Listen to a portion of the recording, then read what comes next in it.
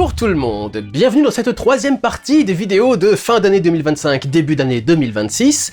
Une très bonne année à tous et toutes, puisque cette vidéo devrait normalement sortir en janvier, devrait être la première vidéo de l'année pour la chaîne, donc j'en profite. Bonne année à tous, j'espère que vos fêtes d'année se sont très bien passées, et que vous allez extrêmement bien, j'espère que vous avez eu des jolis cadeaux à Noël, etc. etc. Nous allons donc commencer la section séries, le rattrapage et le top flop des séries. Comme les années précédentes, donc, il va y avoir d'abord un flop de mes pires séries de l'année, ensuite une sélection de nouvelles séries que j'ai regardées dans l'année. Je tiens à rappeler qu'il y a eu un rattrapage de mi-année, cette année encore, dans lequel il y avait déjà des séries, notamment, Endor, The Last of Us saison 2 par exemple, ou des choses dans ce genre-là. Donc, je reviendrai pas sur ces séries-là qui ont déjà été abordées, à moins qu'elles soient dans les tops ou les flops. Mais si vous voulez avoir mon avis sur ces séries-là, vous avez donc l'autre vidéo de rattrapage pour aller voir quel était mon avis sur la question. Et ensuite, nous terminerons avec le top des séries de l'année.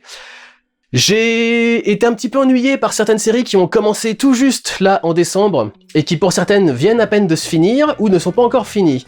J'enregistre cette vidéo le 24 décembre, donc joyeux Noël à tous, et c'est le jour où est sorti le dernier épisode de la série Pluribus, par exemple, qui va faire partie des séries abordées. Donc ça, j'ai pu la voir en intégralité. Par contre, pour ce qui est de Stranger Things et de une autre série qui s'appelle Hated Rivalry, les deux derniers épisodes sortent dans 2 jours, le 26. Donc je les ai pas vus au moment où je tourne cette vidéo, mais cela dit, je m'attends pas à un énorme changement après la sortie de ces épisodes-là. Je pense que mon avis restera grosso modo le même sur ces séries. Comme pour les films, il n'y a pas vraiment eu de série extraordinaire pour moi sortie cette année. Il y en a pas qui... Donc j'ai une évaluation de 0 étoile à 4 étoiles sur mon classement personnel, et avec certaines séries qui ont des moitiés, donc 3 ou 4 étoiles, 1 ou 2 étoiles, etc. Et il y en a aucune qui est en 4 étoiles. Il y en a aucune que j'ai trouvé vraiment parfaite, extraordinaire et absolument géniale cette année. Il y en a une, par contre, qui est vraiment absolument honteuse. Allons-y, commençons donc le flop 5 avec le numéro 5.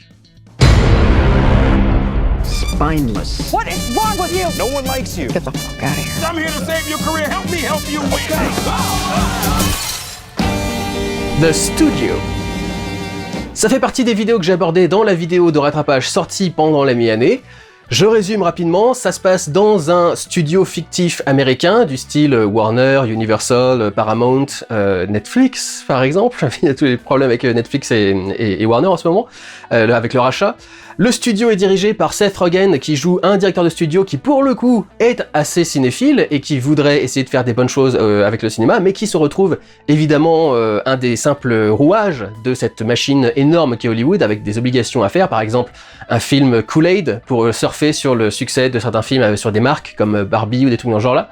Et c'est une série assez comique et en même temps plutôt fidèle à la réalité, ou en tout cas qui essaye de faire de la comédie par rapport à la réalité. La réalité est pas forcément parfaitement représentée, je l'avais dit dans ma vidéo de rattrapage de mi-année, il y a des trucs qui sont un petit peu maladroits, qui se déroulent pas véritablement comme ça, bon certains trucs où les gens devraient être au courant que ce qu'ils font ne marchera pas et qu'il y aura un problème, etc. etc. Mais voilà, c'est pas la pire série de l'année non plus, hein, j'ai pas passé un moment horrible devant, c'était plutôt bien réalisé, même si j'ai du mal avec ce style très un peu safety dans Uncut Gems, le côté ça s'arrête jamais, c'est toujours en train de tourner, il y a toujours une musique un petit peu jazz, mais vous savez genre jazz d'impro où t'as pas vraiment de partition précise, et ils sont juste en train de jouer constamment pendant 45 minutes, j'ai beaucoup de mal avec ce style-là. Mais voilà, j'ai pas passé un mauvais moment devant la série, il y a des trucs qui sont assez drôles, et ça vous apprendra certaines choses sur le milieu d'Hollywood, si vous n'y connaissez pas grand chose. Donc ça peut être intéressant, mais gardez en tête quand même que c'est une représentation un petit peu exagérée, et que c'est pas tout à fait comme ça que se passent les choses. Et après, moi, l'humour me fait pas spécialement marrer, parce que Seth Rogen, c'est pas un mec que je trouve particulièrement drôle, mais il y a quand même des passages qui sont marrants et qui passent bien. Voilà, si vous voulez plus de détails, vous allez dans mon rattrapage de mi-année, on passe tout de suite au numéro 4.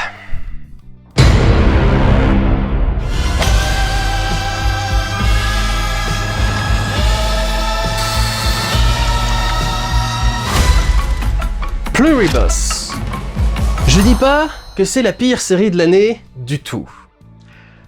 Mais le dernier épisode a bien démontré mon problème avec cette série. C'est qu'en fait, cette série, c'est la quintessence du problème des séries actuelles. C'est qu'on a un truc à te raconter à l'épisode 1 et au dernier épisode, et au milieu, on remplit. L'idée de base est super cool. J'adore le concept de ce signal radio reçu depuis l'espace qui nous transmet une formule à synthétiser en laboratoire qui unit l'entièreté des êtres humains de la Terre, J'aime beaucoup notamment le premier épisode, comment est-ce qu'il traite ça, il traite ça quasiment comme une invasion de zombies, ce qui est pas tout à fait faux vu le côté esprit de masse qui ressemble un petit peu quelque part à un truc de zombies, sauf qu'ils sont intelligents et très heureux.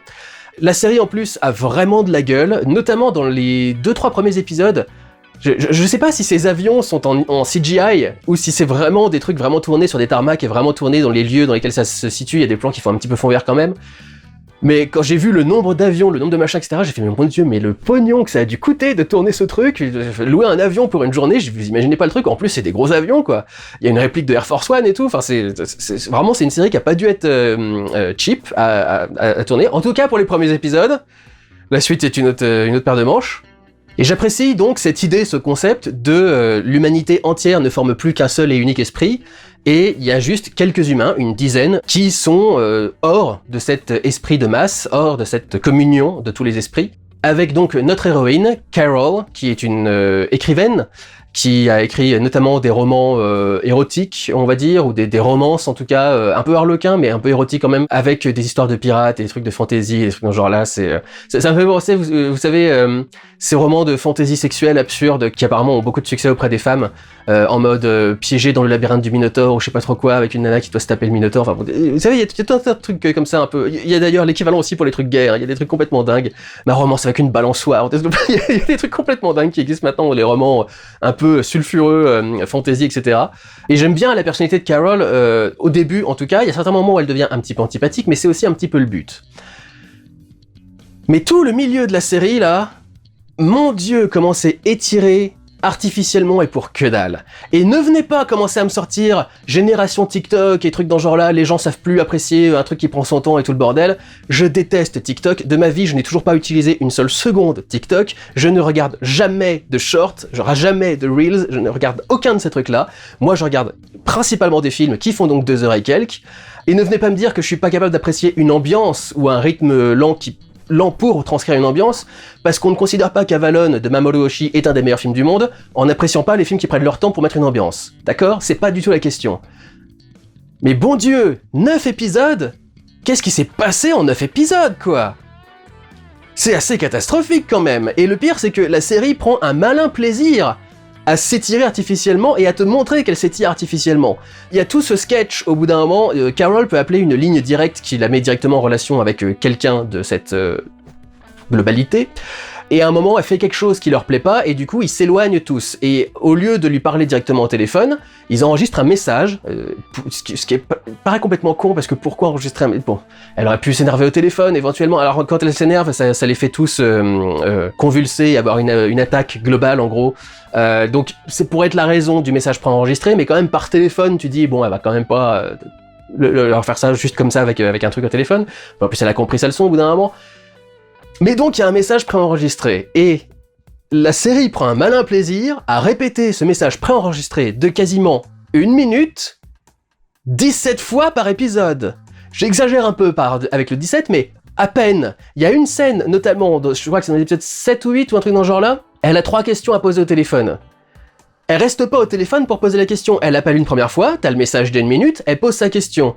La réponse arrive. Elle rappelle, t'as le message d'1 minute, elle pose la deuxième question, la réponse arrive. Elle rappelle, t'as le message une 3e fois, donc on vient quand même de perdre 3 minutes en 4 minutes, ou en 5 minutes, un truc dans ce genre-là, et elle a sa dernière réponse, et après on passe à autre chose. Mais après, elle va continuer encore à appeler le truc, et on va encore avoir le message une 4e ou une 5e fois dans l'épisode, quoi.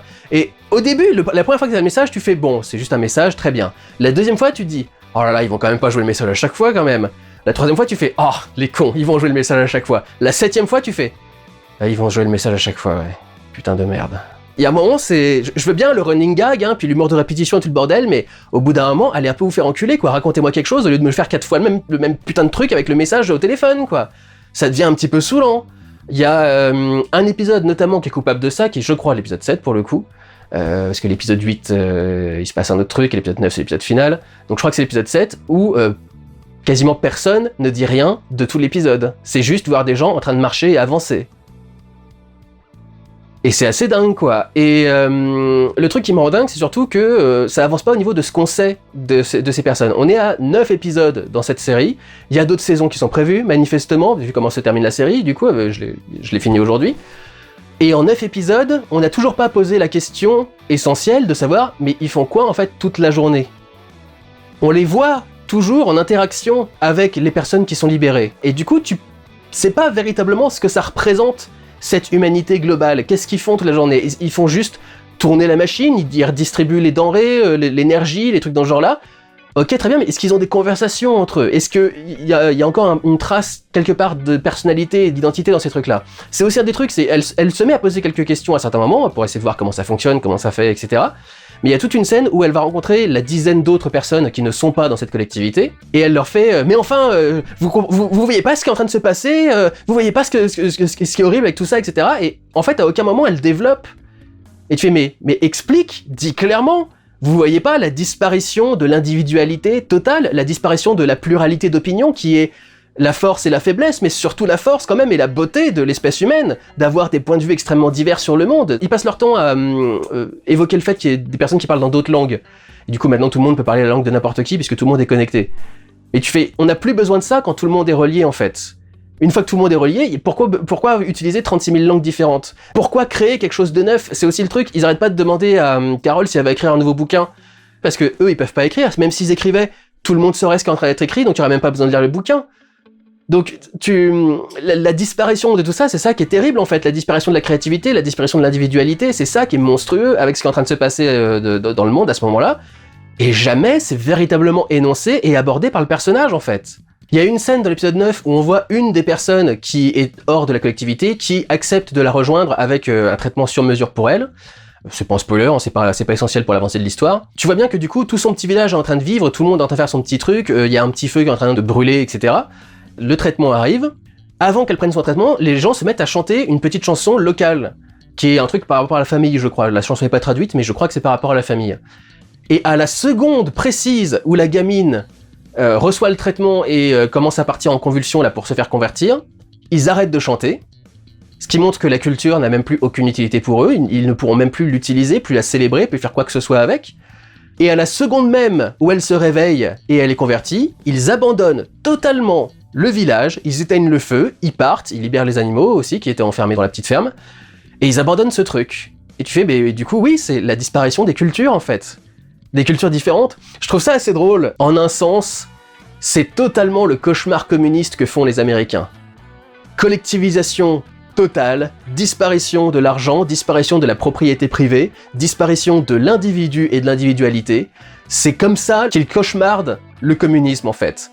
Et du coup, je trouve ça assez drôle parce que je pense que ce créateur est quand même de base plutôt de gauche, Vince Gilligan, et je trouve ça ironique que du coup sa création ce soit un truc qui est quasiment un cauchemar républicain en fait, sur le socialisme exacerbé et poussé jusqu'au bout quoi.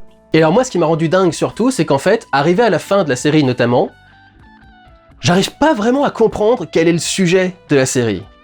Au début, quand j'ai vu toute la publicité avec notamment le smiley dans le pétri, là, l'espèce de petit truc de scientifique dans lequel ils font pousser des cultures, je me suis dit que c'était un truc sur la dépression. En fait, Carol, c'est un peu la seule à être déprimée dans un monde qui va parfaitement bien, où tout le monde est heureux, tout le monde est content. Et en fait, c'est pas vraiment le sujet qui est traité. On en parle à certains moments, il y a certaines discussions où on parle du fait que elle est heureuse et elle pourrait être encore plus heureuse si elle rejoignait la collectivité, etc. parce qu'ils essayent du coup de la faire rejoindre le truc. Mais honnêtement, j'arrive pas trop à sentir le truc de la dépression, et vu les conditions dans lesquelles elle vit, ce serait pas aberrant d'être un peu déprimé quand même quand la totalité de l'humanité a disparu et que t'es la seule qui reste. C'est un peu The Omega Man aussi, l'histoire. Je suis une légende, le film avec Will Smith. Et du coup, je me suis demandé pendant toute la série si le sujet c'était pas plus les personnes solitaires, j'allais dire la solitude, mais c'est pas vraiment la solitude, parce que la solitude est plutôt subie. Là, c'est vraiment une personne solitaire qui veut rester seule par rapport à la collectivité, en fait. J'ai un pote à qui j'ai parlé de la série, parce que lui, il avait regardé, il avait bien apprécié aussi, contrairement à moi. Mais je lui ai dit, mais essaye de me dire, je vous dis, la série prend un temps monstrueux pour faire tous les trucs, c'est notamment le début de l'épisode 2 où t'as Zosha qui fait tout le trajet pour aller de son pays jusqu'à Carol, et tu la vois aller sur le tarmac, et tu la vois, c'est ça qui m'a rendu, tu la vois allumer, une à une, chacune des 4 hélices de l'avion avant de décoller. Est-ce qu'on a besoin de l'avoir allumée une à une, chacune des 4 hélices, pour comprendre qu'elle a les connaissances d'une pilote et qu'elle sait parfaitement du coup maîtriser cet appareil et comment est-ce qu'il faut le faire démarrer, etc. quoi. Est-ce que vraiment c'est nécessaire? Et du coup je me disais, mais par exemple, la scène où elle va dans son supermarché, et on a une séquence de 3 ou 4 minutes pour montrer tout le monde en train de fournir le supermarché en différents aliments, etc. Et elle qui attend avant de pouvoir aller faire ses courses. Est-ce que c'est vraiment utile? Et il m'a répondu, ce qui est pas tout à fait faux, bah oui, mais ça montre bien que du coup, tu peux pas vivre isolé en société, tu vis forcément avec d'autres personnes en fait. Tu dépends forcément du travail d'autres personnes, et donc cette petite séquence, elle te montre ça. Ça aurait pu être fait plus rapidement, mais soit, je veux bien. Et je veux dire, même si quand tu es une personne solitaire, ça veut pas dire que tu veux forcément vivre en ermite dans une cabane isolée de tout le monde en fait. C'est pas parce que t'es solitaire que tu vis pas en société. Et du coup, c'est quoi le message de la série? C'est de dire, c'est pas bien d'être solitaire, mais va te faire enculer en fait, vas-y Gilligan, on est solitaire si on veut en fait. Peut-être que je le prends mal parce que je suis quelqu'un de très solitaire, je sors pas beaucoup de chez moi, je fais pas beaucoup de soirées, je vois pas beaucoup de potes, etc. Mais il y a un moment, t'as envie de dire, écoute, t'es gentil, mais ton commentaire, tu te le gardes en fait, ou tu te le fous au cul, comme tu veux, c'est à toi qui vois, mais j'arrive plus vraiment à comprendre au final de quoi cette série essaye de parler, en fait. Vraiment, au final, je suis perdu. Est-ce que ça parle donc du bonheur? Est-ce que ça parle de la solitude?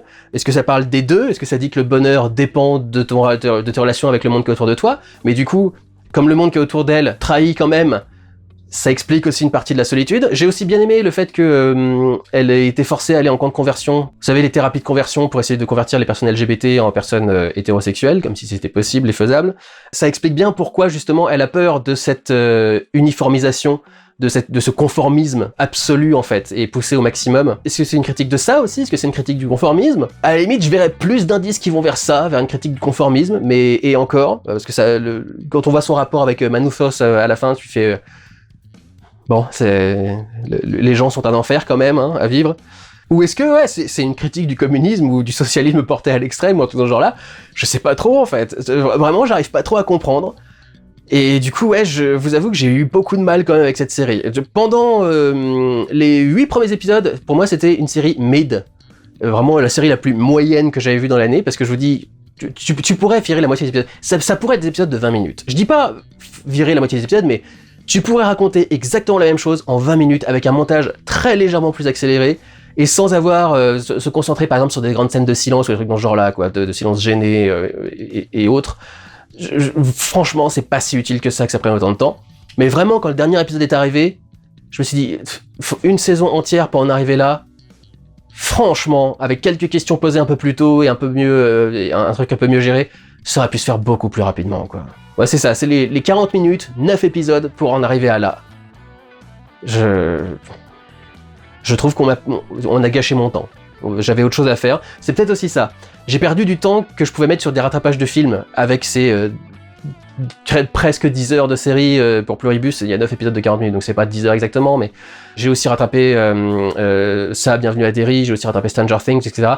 Tout ça, c'est des épisodes qui font 40 minutes, 50 minutes, 1 heure. J'ai vraiment l'impression d'avoir perdu mon temps en rattrapant des épisodes aussi lents et qui racontent aussi peu de choses. Même si pour certains la lenteur raconte quelque chose, pour moi ça raconte pas assez pour qu'on perde autant de temps avec ça en fait. Donc j'ai eu vraiment beaucoup de mal avec Pluribus. Cela dit, vous devrez noter, elle est seulement 4ème, parce qu'il y a des séries que j'ai trouvées bien plus nulles et bien plus chiantes dans l'année.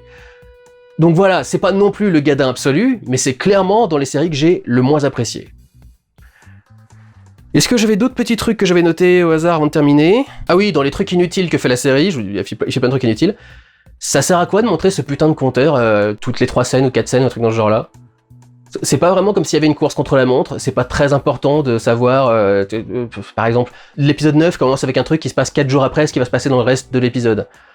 Est-ce que c'était vraiment essentiel de le savoir? Franchement, non, quoi. On pouvait faire ça sans mettre un timecode, sans mettre de synthé, sans quoi que ce soit. Encore, au début, c'est assez sympathique avec le compte à rebours jusqu'à la contamination du monde entier, mais continuer à faire tourner le compteur ensuite, franchement, pour moi, ça sert à rien. Je crois que c'est un gimmick totalement inutile à mon sens. Comme beaucoup des gimmicks de la série, pour être honnête. Il y a quelques jolis plans, j'ai noté notamment dans l'épisode 5, mais honnêtement, j'ai quasiment rien noté par épisode. C'était tellement long et il y avait tellement pas grand-chose d'intéressant que j'ai noté quasi qu'un truc par épisode, ce qui est très rare quand je prends des notes. Il y avait un joli plan silhouette quand elle a fini de poser les dalles dans son jardin. J'ai trouvé très très drôle la vidéo où on lui explique un truc avec John Cena. C'est le caméo que tu t'attends pas à voir, et pour parler d'un truc qui est un petit peu sombre, donc John Cena, c'est assez rigolo de le mettre dedans. Ça, pareil, Je déteste comment les 10 autres personnages qui sont pas intégrés dans la communauté réagissent au truc. Ils sont tellement amorphes, ils réagissent tellement pas à des trucs qui sont pourtant clairement monstrueux et qui sont clairement problématiques aussi, ne serait-ce que même pour cette population-là. Honnêtement, ils me saoulent tous et j'ai envie de leur mettre des baffes, à faire complètement les aveugles par rapport à des problèmes complètement évidents. Je sais peut-être que ça critique quelque chose aussi, mais ils m'ont tellement énervé que je vois même pas quel est le message qui essaie de passer au-delà de ça en fait. Ils m'ont juste énervé, tous les 10 autres. Une autre question, pourquoi les animaux ne sont pas intégrés à cette collectivité, étant donné que toute l'infection est partie d'un rat? Ce qui veut donc dire que le virus est compatible avec certaines espèces animales, en tout cas. Alors, on utilise les rats parce qu'ils sont très très proches génétiquement des humains, donc généralement si ça marche sur les rats, ça marche sur les humains. Mais pourquoi ça marche pas sur le reste des animaux? Je trouve ça un peu particulier. Et ça aurait mieux expliqué certains de leurs délires. Et peut-être que mon plus gros souci, c'est que au bout d'un moment, ils finissent par révéler quand même que ils ont fait un truc qu'ils sont pas censés faire, normalement. J'essaye de pas spoiler non plus, hein, pour ceux qui voudraient voir la série. Mais pendant toute la série, on te dit, ils peuvent pas faire un certain truc. Et en fin de série, au final, tu te rends compte que bah non. Et du coup, voilà, je sais pas comment faut gérer le truc, en fait. Est-ce que ça brise le canon? Est-ce qu'on nous a montré? Est-ce que c'est voulu qu'il y ait du coup un truc dont on nous a dit que ça pouvait pas avoir lieu et qui finalement a lieu à la fin? Je sais pas, mais en tout cas, voilà, c'est un autre des éléments avec lequel j'ai du mal. Donc voilà, en ce qui concerne mon retour sur Pluribus. Pour certaines personnes, c'est la série de l'année, c'est extraordinaire. Apparemment, c'est la série la plus vue sur Apple TV. Gros bof, hein. Très très gros bof. C'est tout ce que j'ai à dire sur cette série. Passons maintenant au numéro 3.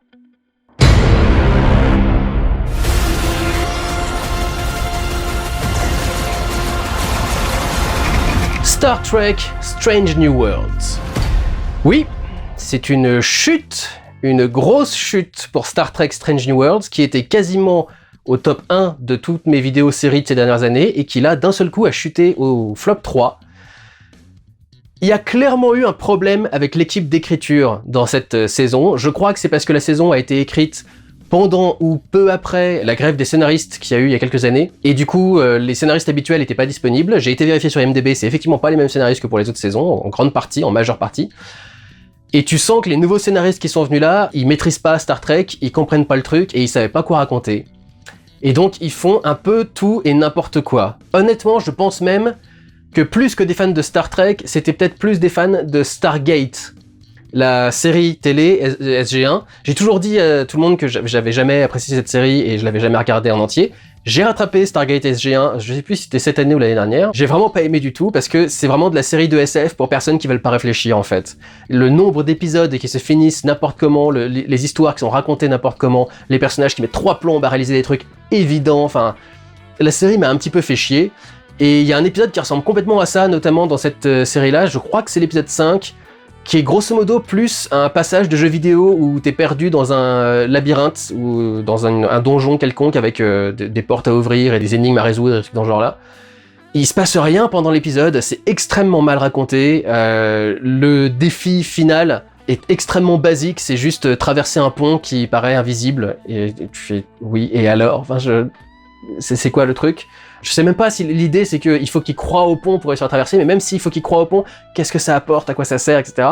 Et l'épisode se termine un petit peu comme rien. Il y a un autre épisode où tous les personnages deviennent quasi tous vulcains parce qu'ils doivent faire une mission d'infiltration, je sais plus pourquoi exactement d'ailleurs. C'est très tarabiscoté, mais justement tout le truc c'est que ils sont quasi conscients du fait que c'est tarabiscoté, parce que tout ce qui est explication et pourquoi est-ce qu'on fait ça et qu'est-ce qui se passe entre deux scènes, etc., c'est quasi toujours passé sous silence. Le problème même à régler, je crois, est réglé quasiment hors champ et on voit pas du tout ce qui se passe. Le truc qui a mis en place, le fait qu'il se transforme en une autre espèce, c'est quasiment réglé hors caméra parce que c'était juste un prétexte en fait. Energize.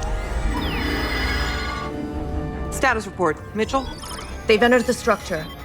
That was fast. Radiation normal. What? Already? You may return us to Enterprise. Thought this would be a bit more exciting. But whatever. Hello, shore leave. Et tous ces trucs-là, ça fait très... pareil, alors le dernier épisode, d'un seul coup, la copine de Pike, le capitaine Battelle, ça devient une espèce d'entité qui, grosso modo, est l'incarnation du bien et qui se confronte à ce qui, grosso modo, est l'incarnation du mal.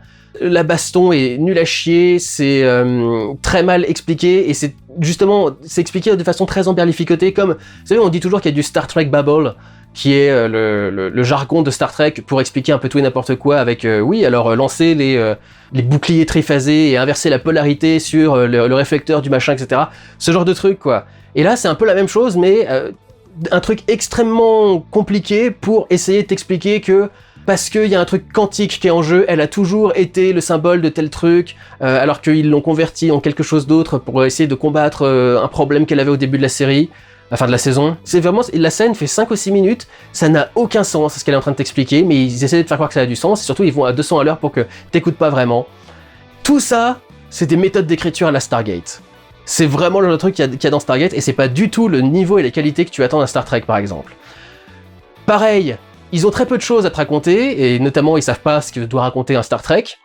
Du coup, ils régressent à te raconter des histoires de cœur et des romances à la mort moelle-neu dont tu te fous complètement.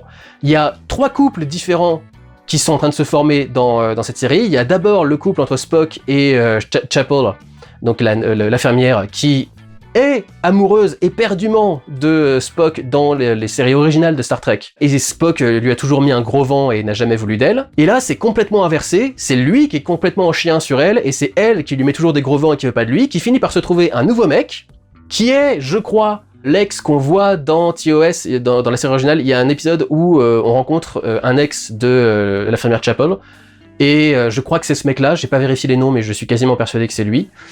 Et grosso modo, la meuf qui lui a expliqué qu'elle voulait pas qu'ils sortent ensemble parce qu'ils bossent ensemble, les problèmes de Vulcain c'était quasi effacé, hein, il était prêt à bosser dessus et à devenir plus humain et tout. Mais en gros, le problème c'était qu'ils bossent ensemble et donc faut pas qu'ils sortent ensemble. Elle va faire un stage avec un autre mec, qui est son directeur de stage, et elle sort avec. Mais vos personnages, ils ont pas de sens en fait, c'est quoi? C'est des adolescents, ils ont aucune constance morale. Alors je peux comprendre que les gens peuvent changer d'avis, etc., mais en termes d'écriture de scénario, c'est plutôt de la mauvaise écriture quand même quand tu fais des trucs dans ce genre-là. Et du coup, Spock finit par se mettre en couple avec La'an, qui elle était amoureuse de Kirk, mais finalement elle sort pas avec Kirk, parce que Kirk il a une nana, je crois, à cette période de l'histoire. Et donc elle va se réconforter dans les bras de Spock. Et donc t'as cette espèce de triangle amoureux comme ça entre 3 couples, qui se lâchent, se récupèrent, ce machin, etc. Ou 4 couples même, si tu prends La'an et Kirk. Mais ils ont jamais été un vrai couple, mais bon bref.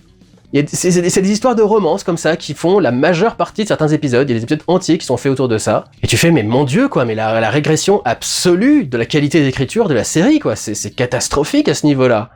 Il y a des trucs à la con dans à peu près tous les épisodes. Il y a des idées qui pourraient être pas mal, mais qui sont pas très bien exploitées. Il y a tout un moment où Spock et Kirk doivent mélanger leurs esprits pour réussir à piloter 2 vaisseaux en parfaite synchronisation, parce que c'est connu, il n'y a pas de technologie très avancée dans Star Trek et tu peux pas piloter 2 vaisseaux strictement en même temps, t'as besoin de faire un truc mental, donc humain et donc fondamentalement plus incertain, imprécis, plutôt que simplement relier 2 vaisseaux au niveau informatique et leur faire des actions en synchronisé, ce qu'on peut déjà faire à l'heure actuelle. Par exemple, quand on tourne avec plusieurs caméras, parce que sur les séries il y a souvent 2 caméras pour tourner plusieurs angles en même temps et aller plus vite, il y a un câble qui les relie toutes les deux pour que les 2 scènes soient tournées strictement en même temps, à la frame près, et que ce soit parfaitement synchronisé, quoi, parce que tu peux aussi vouloir faire des ralentis, des trucs dans ce genre-là.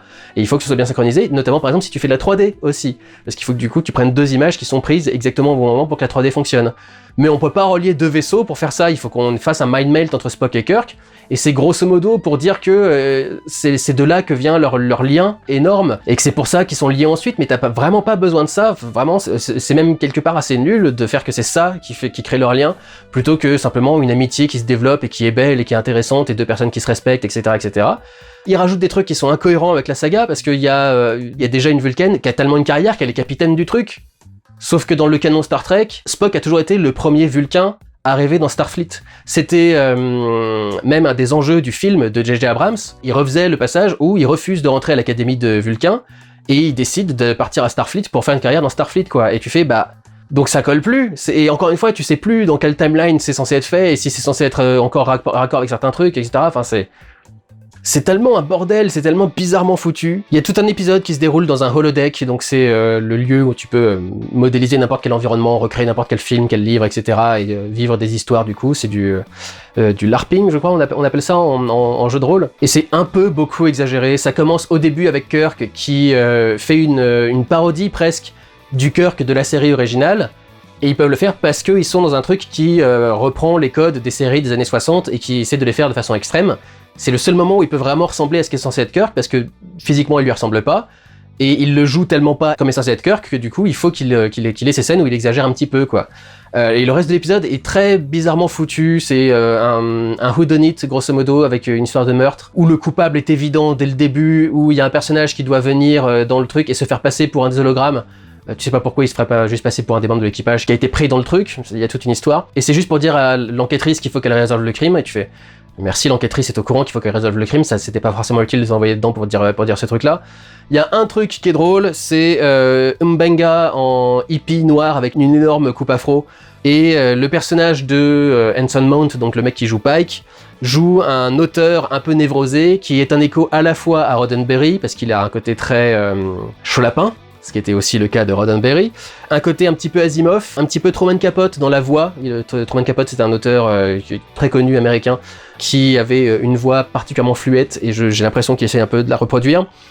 Our fan base is small, but it's quite passionate. Et il a un petit peu le comportement de Stephen King, et les maniérismes de Stephen King, et un petit peu sa façon d'agir, etc., etc. Donc c'est un petit peu sympa à ce niveau-là, mais c'est surtout un énorme bordel et qui marche pas vraiment.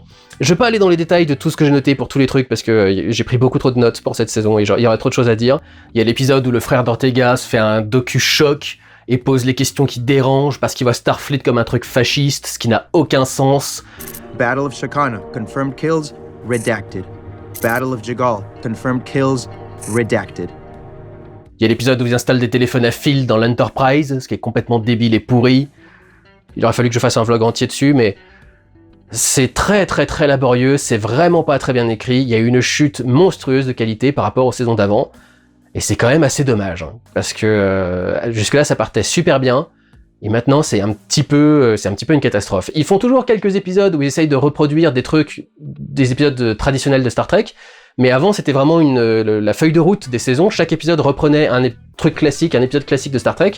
Maintenant, ça devient un petit peu n'importe quoi, en fait. J'espère qu'il y aura du mieux à la saison 4. A priori, ils vont pouvoir reprendre les auteurs d'origine. J'espère qu'ils vont revenir, parce que franchement, si c'est pour continuer cette qualité d'écriture-là, c'est terrible, quoi. C'est quand même dingue, parce que tout le monde a toujours dit que dans Star Trek, il y avait une tradition, c'était que les 2-3 premières saisons étaient moins bonnes, et ça s'améliorait dans les saisons d'après, en fait.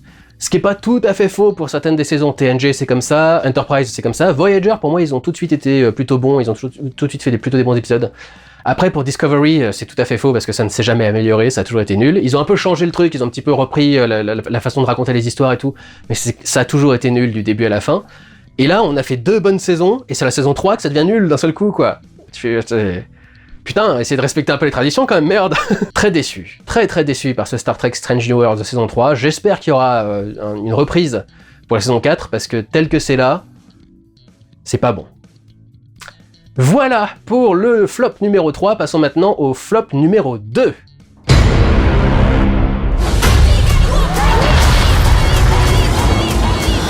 Ironheart. J'aurais bien voulu être une voix un peu dissonante dans la masse, et j'ai pas trouvé que c'était une catastrophe non plus comme série. Mais franchement, c'était pas bon, et il y a plein de trucs qui vont pas dans cette série. À commencer par le fait que c'est particulièrement mal écrit. On a quand même une jeune fille décrite comme un génie absolu, meilleur que Pym, meilleur que Stark, meilleur que Bill Gates, etc., etc., qui de fait a été au MIT, a obtenu des bourses pour aller au MIT, qui a travaillé avec le Wakanda, et cette meuf-là a pas accès à assez de ressources pour faire ce qu'elle veut. Vous vous foutez de la gueule du monde. C'est vraiment écrit exprès pour qu'elle se retrouve dans la merde et se retrouve obligée d'aller faire des coups et des cambriolages avec un groupe de voleurs. Ce groupe de voleurs est assez absurde. Il y a un moment de... Quel groupe de voleurs a un leader qui débarque dans le groupe de réunion des voleurs et qui fait je crois que je n'ai jamais vu un groupe de mécréants aussi magnifique que vous. This might be the prettiest group of washed up criminals I ever saw. Je fais what? C'est le groupe de criminels le moins crédible du monde, vraiment, honnêtement, quoi. Il y a un personnage qui est joué par Emile Hirsch, qui est un personnage assez insupportable, extrêmement mal écrit. Déjà, alors c'est la définition même du bêta male. C'est une série qui est très sur les minorités. Donc on a des personnages noirs, des personnages LGBT. Il y a littéralement un moment où elle rentre chez elle, l'héroïne, et elle fait Hello black people. Genre ok, on n'aurait pas assez vu qu'ils étaient noirs quand même. Et donc évidemment dans une série comme ça, quand il y a un mec blanc, le mec blanc c'est un bêta male absolu, c'est une fiotte, c'est un mec qui ne sait rien faire. Et il est tellement mal écrit, il est écrit spécifiquement pour être utile au scénario. Et ils en arrivent à des trucs tellement absurdes pour le rendre utile au scénario, qu'à plusieurs reprises, les personnages, l'héroïne, Riri, je crois qu'elle s'appelle, va lui dire « Waouh, t'es bizarre quand même ». Elle lui dit aussi « Oh, bah comme de par hasard ». En anglais « How convenient ». Elle fait « Oui, comme de par hasard, oui ». Ça s'appelle un scénario mal écrit, ça. Il croit que, en faisant clairement référence au fait que le truc est mal écrit, ça va excuser que ce soit mal écrit.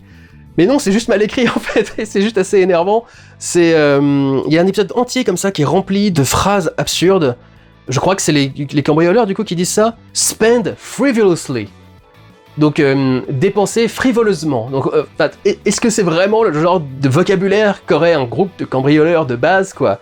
Est-ce qu'on est prêt à aller au fond du pouvoir de la capuche? Donc parce qu'il y a tout un truc avec la capuche qui est un des personnages du truc qui a donc des pouvoirs magiques. Ça c'est un truc que j'ai adoré aussi.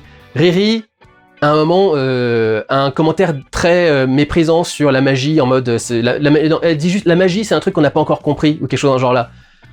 Et tu fais, meuf, tu vis dans le MCU, tout le monde connaît Doctor Strange, tout le monde sait que la magie existe, tu vas même, dans cette série, par le plus grand des hasards, parce que c'est extrêmement bien écrit, rencontrer une personne qui a été à Camartage, et qui est la meilleure pote de ta mère, parce que c'est extrêmement bien écrit, encore une fois.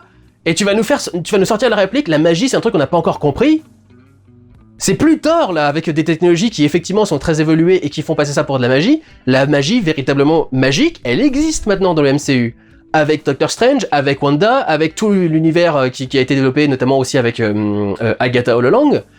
Donc tu nous sors plus une réplique du style la magie ça existe pas, c'est juste une technologie qu'on n'a pas compris ou un truc dans ce genre là quoi. C'est non, je suis désolé.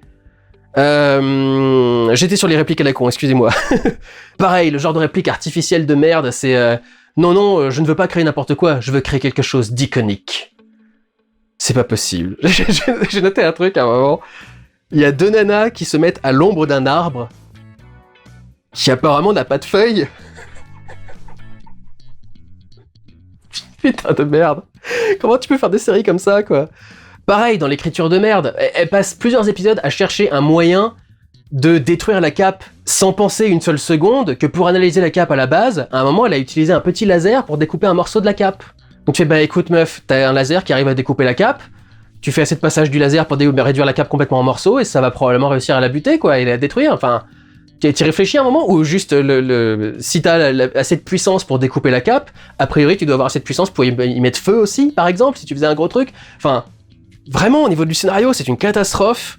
Sans compter le passage où elle crée, sans savoir comment, une IA qui reproduit fidèlement la psyché de sa meilleure amie décédée, ou que le premier plan des voleurs, c'est de forcer le patron d'une grande boîte à passer un contrat avec eux pour leur verser un salaire astronomique, c'est-à-dire donner un moyen infaillible de les identifier et de les retrouver. Du grand art, ça aussi c'est absurde, elle doit fabriquer une nouvelle armure à un moment, il y a 4 ou 5 armures dans cette série, elle prend une voiture qui a 90% rouge et 10% de noir, elle en sort une armure qui a 90% noir avec 10% de rouge. Tu fais, putain, mais il y a des évidences quand même, il y a des trucs que vous ne devriez pas laisser passer comme ça. Pareil, il y a une réplique où l'armure ne peut pas gérer à la fois la magie et une intelligence artificielle. C'est quoi le rapport ? Pourquoi le fait qu'il y ait une intelligence artificielle dans l'armure empêcherait de gérer la magie en même temps à côté? Enfin, c'est... D'où tu crées des trucs comme ça? Enfin, c'est n'importe quoi, c'est vraiment un scénario qui est écrit avec le cul. Et alors, ce qui est particulier, c'est donc le dernier épisode de la série, on rencontre Mephisto.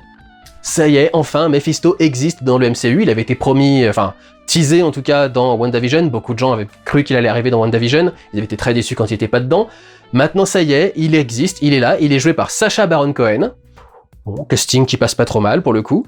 Et je trouve extraordinaire quand même que la nana la plus intelligente du monde, hein, plus intelligente que Pym, plus intelligente que Stark, plus intelligente que Bill Gates, etc., etc. Elle fait un deal avec le mec qui avait fait un deal avec The Hood, donc le méchant qu'elle a battu pendant tout le truc, et donc elle sait parfaitement que le mec est méchant, et elle passe un deal avec. Tout ça pour retrouver sa meilleure amie, Mais au final, quand elle la retrouve, elle a l'air surprise, et tu as l'impression qu'elle est même pas consciente que c'est l'accord qu'elle a passé avec le mec, quoi. Enfin... Ah, c'était très laborieux, c'était très mal écrit. J'ai pas passé un très bon moment. Voilà donc pour le flop numéro 2, et nous allons maintenant passer au flop 1, mais cette fois ça va aller vite parce qu'on l'a déjà abordé dans un vlog. Numéro 1...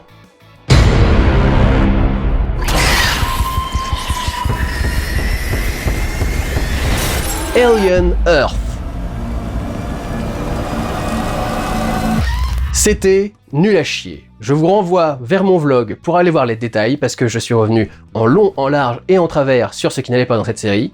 Mais tout ce qui est présenté comme potentiellement intéressant n'est pas correctement exploité, n'est pour aucun de ces sujets amené à une conclusion satisfaisante à la fin de la série, de la saison en tout cas plutôt, parce que ça y est, ça a été renouvelé pour une saison 2, cette énorme merde, cette infâme merde a été renouvelée pour une saison 2, putain. Et on a eu donc la fin de saison la plus nulle de l'histoire des séries télévisées, depuis qu'elles existent, où absolument rien n'est résolu, et où les seuls trucs que tu as eu comme progression, c'est les trucs les plus nuls et absurdes, et les trucs les plus non enviables que personne ne voulait, avec le xénomorphe qui est devenu le gentil chien-chien de l'héroïne, Wendy. On a très peu exploité, voire pas du tout exploité, la question de ces autres espèces, qui auraient pu amener des trucs neufs, qui auraient pu amener de nouvelles horreurs, qui auraient pu amener de nouveaux trucs. Rien de tout ça. Les acteurs, t'as envie de mettre des baffes à quasiment les 3/4, notamment parce que beaucoup d'entre eux jouent des enfants dans des corps d'adultes, mais ils jouent des enfants, enfin, ils jouent vraiment des enfants de 6 ans, quoi. Ils jouent un gamin de 11-13 ans avec non, j'ai pas envie de faire machin, etc. C'est pas un gamin de 12-13 ans qui fait ça, enfin, c'est un gamin de 6 ans, 4 ans maximum, enfin, c'est vraiment... C'était insupportable. Sans compter le fait que, effectivement, du coup, maintenant, Disney est inclus dans l'univers de Alien, ce qui veut dire que, techniquement, la 20th Century Fox aussi est intégrée à l'univers de Alien, ce qui veut dire que les films Alien existent dans l'univers Alien. Mind blown. Donc, ouais, je vais pas revenir longtemps parce que c'est pas bon pour mes nerfs en plus, ça va m'énerver. Donc, Alien Earth, c'est la pire merde que j'ai vue cette année. C'est la série, la seule et unique qui est notée 0 étoile dans tout mon classement des séries. Et c'est vraiment une grosse merde, et j'aurais préféré que ça n'existe pas et ne jamais voir ça de ma vie. Donc voilà, on en a fini avec le flop 5. On va maintenant passer à un passage en revue des autres séries qui sont, elles, toutes plutôt moyennes.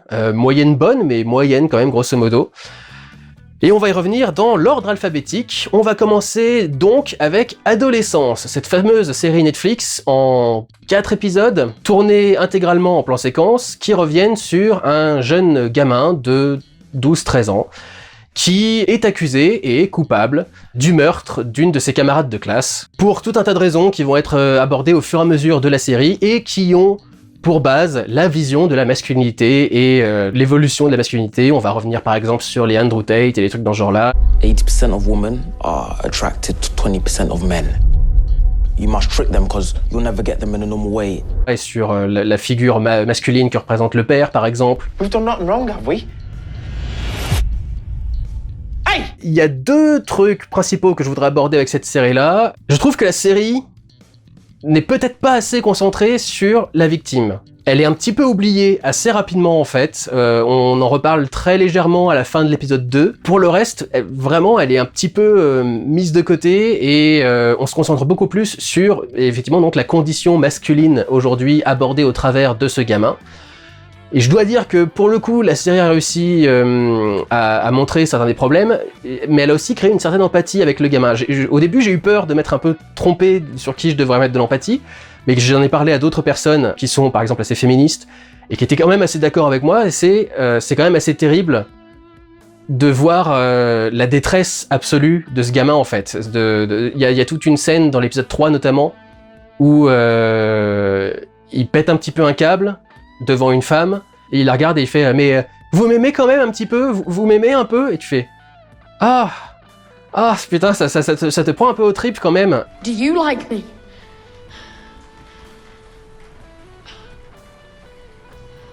Just as a person. Okay, so come on. Don't you even like me a bit? What did you think about me then? Decide, come on! Don't you even like me a bit? Jamie, come on, man, please. Okay? Le deuxième point que je voulais aborder, c'est la question du plan séquence, parce que c'est un des trucs principaux de cette série, c'est que les 4 épisodes sont réalisés en plan séquence.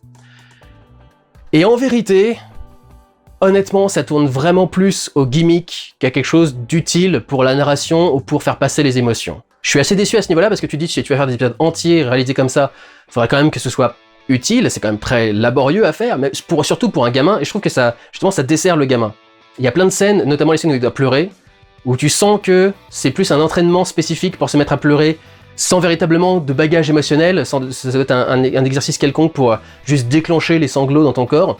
Il est pas très juste dans toutes les scènes où il doit se mettre un petit peu à pleurer, et quand t'es un gamin, enfin t'es quand même pas bien rodé en tant qu'acteur, tu veux pas forcément faire des trucs extraordinaires, et donc t'imposer d'être constamment traité comme ça en plan séquence, pour moi ça dessert un petit peu la série.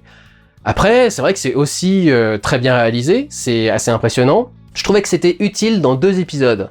Dans le premier épisode, où il se fait arrêter du coup chez lui, et ils arrivent jusqu'au commissariat, et tu vas en arriver au climax de l'épisode à la révélation qu'il est effectivement coupable de ce dont on l'accuse.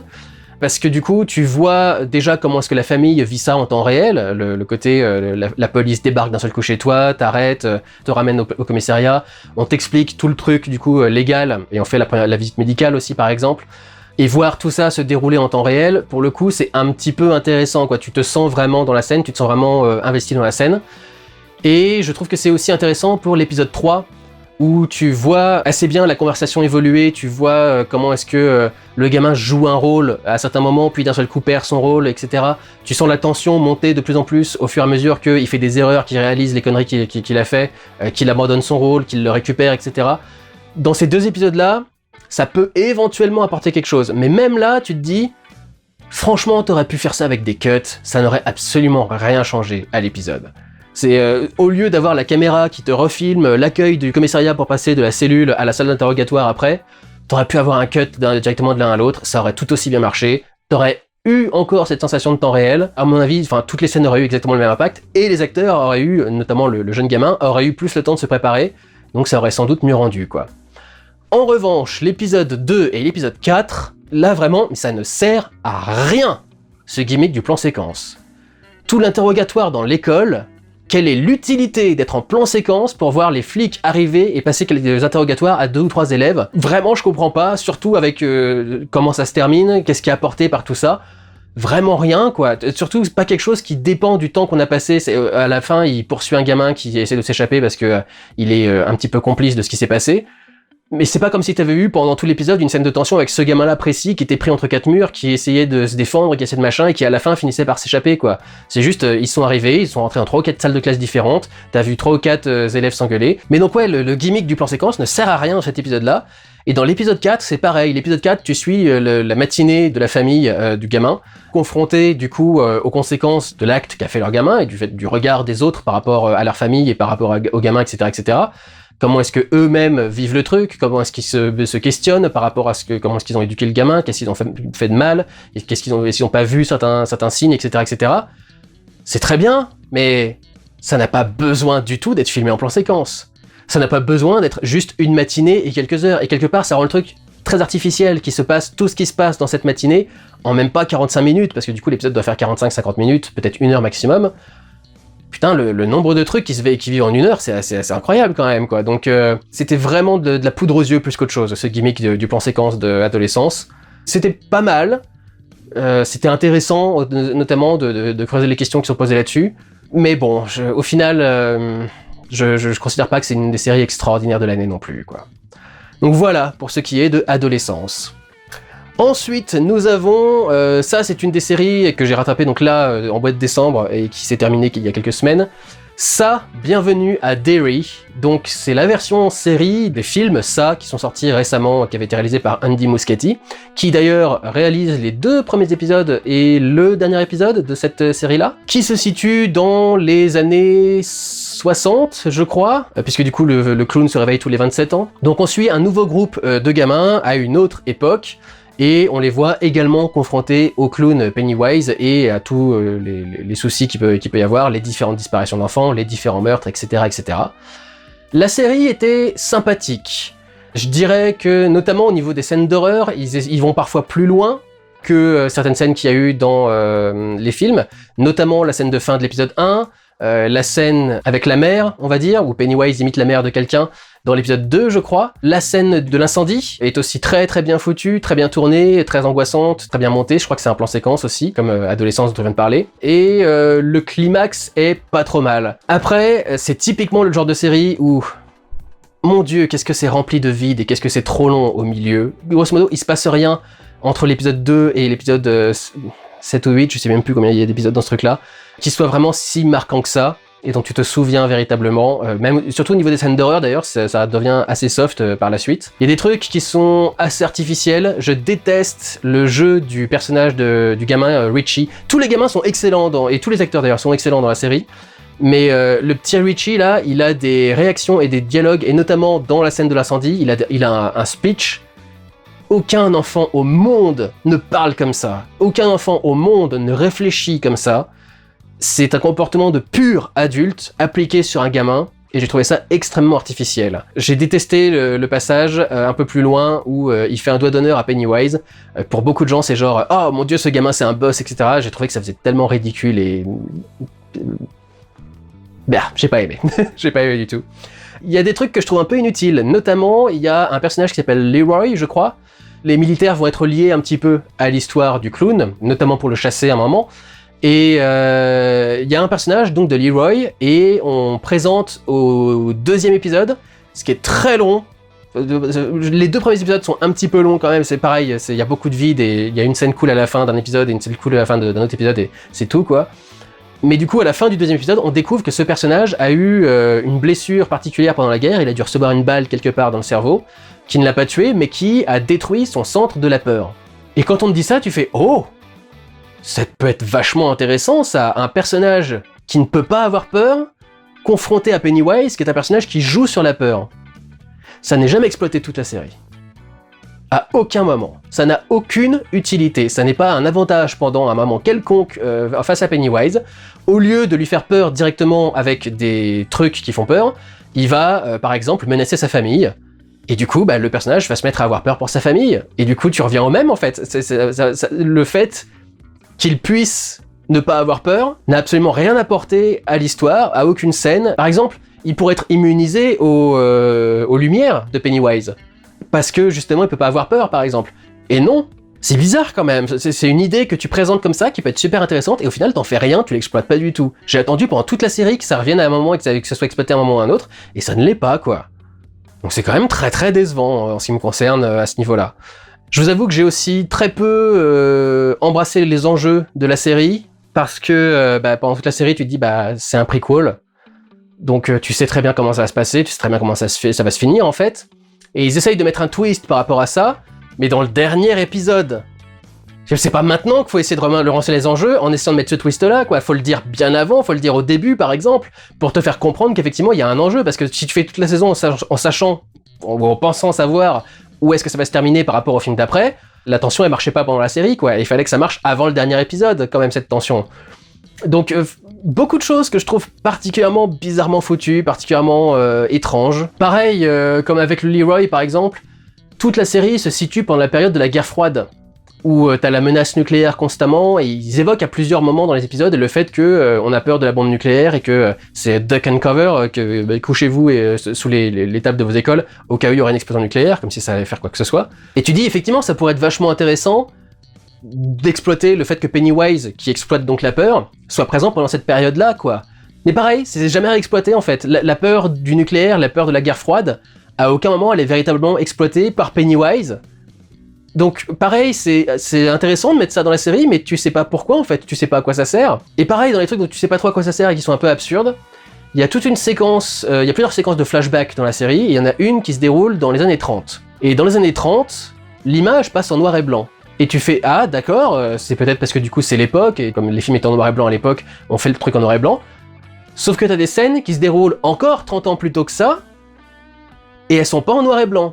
Ni même en sépia comme la photographie de l'époque par exemple, un truc dans ce genre là, c'est juste de la couleur normale. Et du coup tu fais, en fait du coup il n'y a pas de logique dans cette utilisation de la couleur. Pourquoi est-ce que d'un seul coup on passe en noir et blanc et le reste du temps on est en couleur? C'est juste pour se donner un effet de style à certaines scènes, mais sinon ça n'est pas utile quoi. C'est pour faire un petit jeu aussi sur le noir et blanc et le ballon rouge qui se déplace au milieu, Mais même ça, au final, c'est pas très utile, quoi. Donc, bon, c'est quand même très particulier.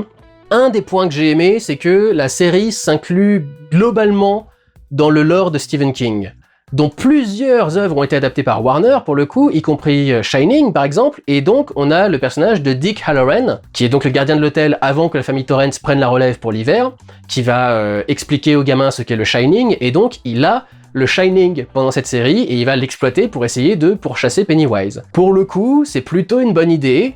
Après, il y a des moments où ils font un peu trop wink wink, clin d'œil à la fin de la série, donc évidemment, comme on sait ce qui se passe après pour ce personnage-là, il nous dit ah, je vais aller voir un de mes potes, il m'a dit que je pourrais bosser dans un hôtel, qu'est-ce qui pourrait mal se passer avec un hôtel ? Shining, quoi. D'accord, très bien, j'ai vu le truc. En dehors de ça, c'était quand même plutôt cool de mélanger ce truc-là. Ils intègrent aussi, par exemple, le fait qu'il y ait Shawshank, la fameuse prison qui donne Shawshank Redemption.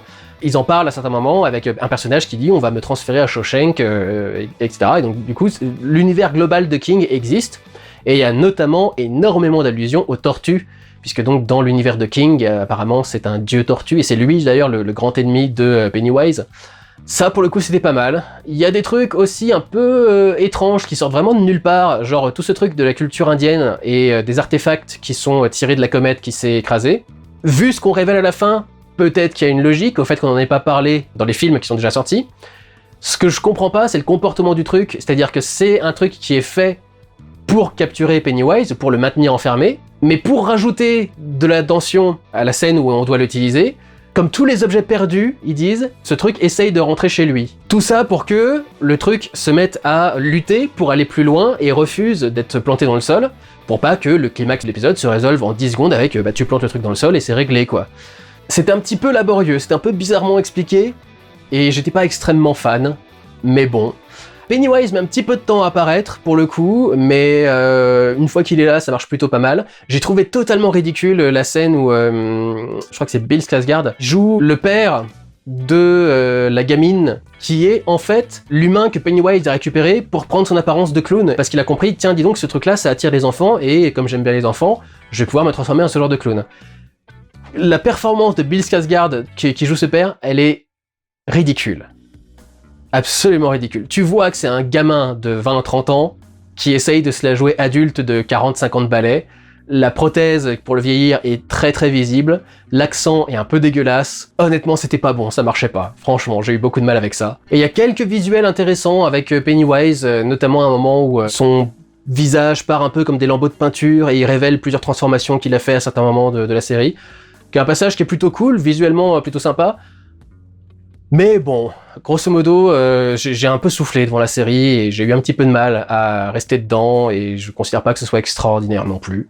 Ça mérite pas non plus d'être dans les flops, mais voilà, c'était pas extraordinaire. On peut tout à fait faire sans et s'en passer, à mon sens, c'est pas une série très marquante.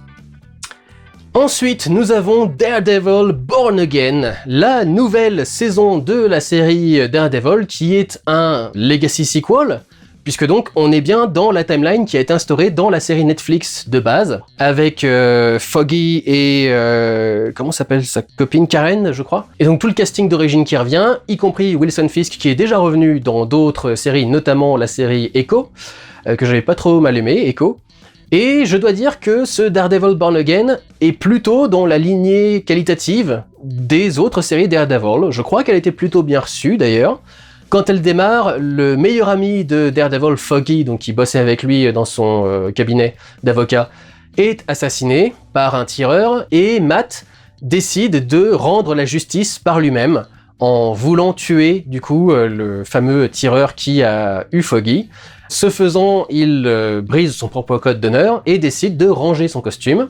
Et en face, on a Wilson Fisk qui, suite aux événements de Echo, est un homme assez différent. Il décide lui aussi de ne plus être un mafieux de base, mais d'essayer de devenir une personnalité publique et d'être accepté par le public, et notamment d'être élu maire de New York, ce qu'il parvient à être. Chacun a rangé sa personnalité d'avant, en fait, son costume. Matt n'est plus un justicier, et Fisk n'est plus un mafieux, et chacun, du coup, essaye de changer complètement de vie et de personnalité, presque. Et du coup, c'est assez intéressant à explorer. La série se pose la question d'ailleurs des justiciers et des personnages masqués, à la fois pour les gentils avec un personnage qui s'appelle White Tiger, et avec un méchant pour le coup, qui lui aussi est masqué, qui a tout un délire où il peint des tags avec le sang de ses victimes. Tout un délire, tout un poème.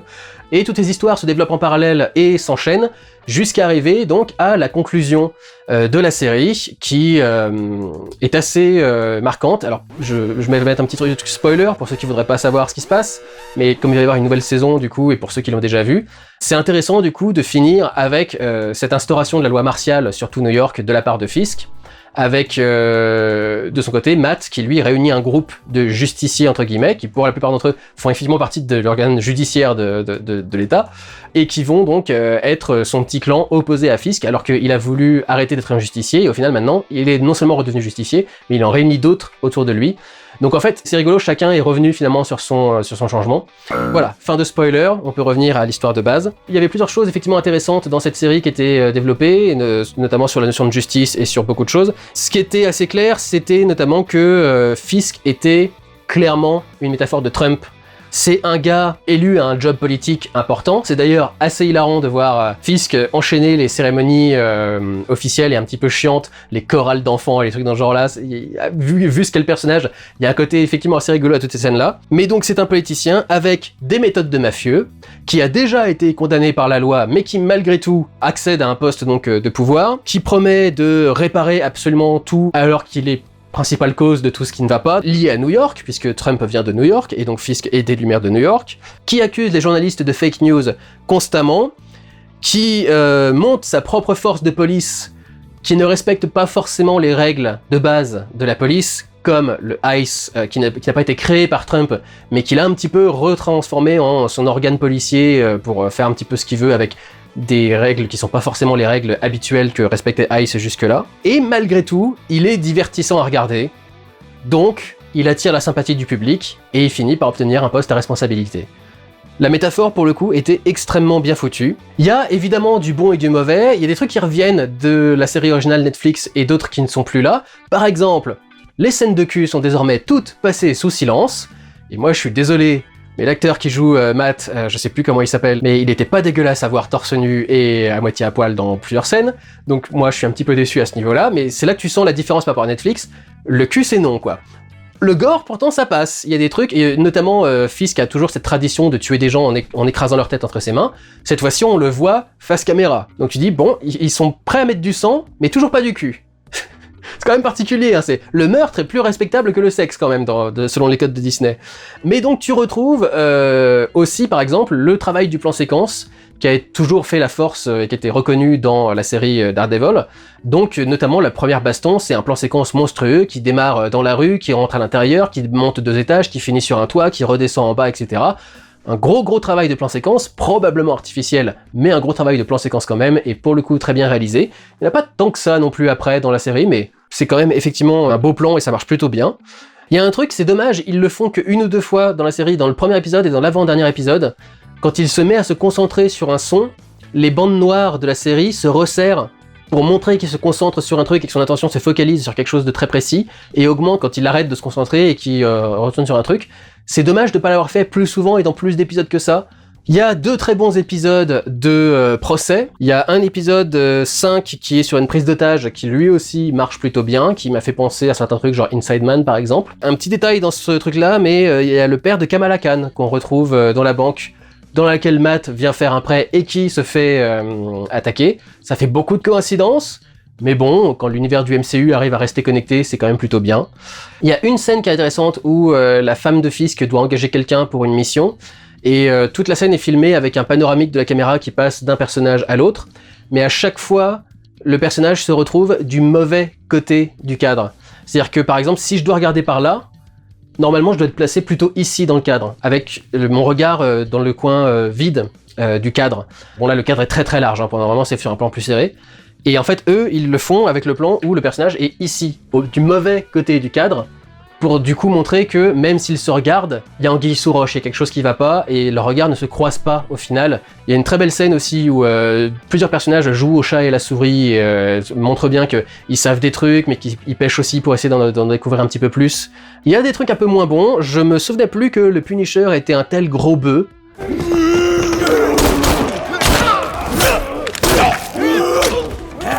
Je sais pas si c'est une modification, étant donné que c'est revenu chez Disney maintenant, et qu'ils ont une vision particulière, des mecs très masculins comme le Punisher, notamment avec ce qu'il représente pour certaines personnes. Il y a tout un truc d'ailleurs justement dans cet épisode, dans cette série, dans cette saison, où il rejette les gens qui sont fans de lui, parce qu'il est pas d'accord avec leurs idées politiques et leurs orientations, c'est des personnes qui soutiennent Fisk, et qui font partie de son genre de ICE, de force policière spéciale pour Fisk. Et donc il les rejette. Il y a une scène qui est particulièrement ridicule où il y a le fameux tireur qui a tué Foggy au début de la série, s'arrache une dent et l'utilise comme une balle pour tirer sur quelqu'un. Bon, là c'était un peu con. C'était le passage de la série où tu rigoles un petit peu de la série et non pas avec la série. Ma grande déception, c'est notamment que parmi les personnages originaux, Karen est absente de quasiment toute la saison jusqu'au dernier épisode. Et tu dis donc quand même, c'est un peu limite quoi. Déjà Foggy, vous l'avez buté dans le premier épisode. C'est pas cool, pour tous les gens qui sont fans de la série originale et qui aimaient bien ces acteurs, c'est pas cool de faire toute une série sur le fait qu'ils sont plus dedans. Je suppose, connaissant Disney, c'est une question de négociation de contrat. Parce qu'ils se sont dit, du coup, on était des acteurs importants de la série d'origine, donc vous allez nous faire revenir et on peut négocier notre paye, quoi. Non, on vous fait revenir que pour 1 ou 2 épisodes maximum, comme ça on vous paye le minimum de ce qu'on a besoin de vous payer pour 1 ou 2 épisodes, ou même le maximum de ce qu'on doit vous payer, mais juste pour 1 ou 2 épisodes, pas pour une saison complète. Donc vous négociez pas vos contrats comme ça, quoi. À mon sens, c'est plutôt un truc comme ça qui s'est passé. Donc c'est chiant qu'on se débarrasse de Foggy dès le premier épisode, et c'est chiant que Karen ne soit là que pendant 2 épisodes, parce que c'était des personnages auxquels on était attachés dans la version originale de Daredevil, quoi. Donc voilà, un petit peu dommage à ce niveau-là, mais grosso modo, une série quand même très appréciable, très bien menée. Apparemment, ils avaient commencé à tourner quelques épisodes, et Kevin Feige a débarqué en disant non, ça va pas du tout, on reprend depuis le début. Je sais pas à quoi ressemblaient les épisodes d'avant, mais effectivement, pour le résultat qu'elle a, c'est de très bonne qualité. C'était très bien écrit, très bien tenu, très bien réalisé, les performances sont toutes bonnes. Donc voilà, j'ai passé un bon moment devant Daredevil Born Again et j'ai hâte de voir une nouvelle saison du coup, parce qu'ils ont réussi à bien reprendre la relève de la série de l'époque. Un bon résultat pour ce Daredevil Born Again. Ensuite, on va passer rapidement sur 2 séries qui sont dans leur dernière saison. Nous avons Stranger Things, saison 5 du coup. Bon, j'ai toujours le même problème avec Stranger Things, je trouve ça non seulement extrêmement moyen, mais surtout, à la seconde près où l'épisode se termine, j'ai oublié tout ce qui se passait dans l'épisode. C'est une série qui ne me marque pas, je l'oublie vraiment immédiatement. Et alors là, quand tu démarres la saison 5, mais mon Dieu, quel bordel pour faire le résumé, il y a tellement de personnages, les 3/4 qui ne servent à rien, le personnage de Lucas notamment, qui ne sert à rien d'autre qu'être le copain de Max. C'est sa seule et unique utilité dans toute la série maintenant, ils ont jamais réussi à lui trouver autre chose. Mais vraiment, le premier épisode, c'était d'un lourd pour résumer tout ce qui s'était passé dans toutes les saisons d'avant, etc. Et d'où est-ce qu'ils étaient partis pour en arriver à ce qu'ils font maintenant. Et alors moi, le truc qui m'a vachement surpris en démarrant cette nouvelle saison, c'est pourquoi tous les personnages se détestent d'un coup. Je sais pas pourquoi, d'un seul coup, tout le monde est énervé contre tout le monde. Ils avaient déjà un peu fait ça dans la saison 4 entre Eleven et comment s'appelle le père du coup déjà ? Jim. Rien que les noms comme ça, c'est compliqué de s'en rappeler. Il y a aussi des grosses tensions entre Robin et comment s'appelle sa copine ? Je sais pas, j'arrive pas à la reconnaître là dans le trombinoscope de tous les acteurs qu'il y a dans le truc, donc parce qu'on l'a vu que 2-3 fois rapidement. Mais pareil, il y a des tensions monstrueuses entre elle et sa copine et tu sais pas pourquoi, tu sais pas d'où ça sort, tu sais pas qui, de quoi, de coup, de quand, de où, de quand. Il y a des tensions monstrueuses entre Nancy, Steve et Jonathan, qui est donc celui qui sortait avec Nancy à la base, et il s'engueule comme du poisson pourri avec Steve pendant tout l'épisode, jusqu'à ce qu'ils aient une grande discussion pour essayer de mettre les trucs à plat, quoi. T'as Dustin qui en veut à la terre entière. Alors j'ai vu des gens dire oui mais il a vu son meilleur pote mourir dans le truc d'avant, etc. Avec du coup le personnage qui était joué par Joseph Quinn, Eddie, le rocker. Et tu fais, je veux bien, mais enfin il l'a connu que pour une saison, c'est pas non plus...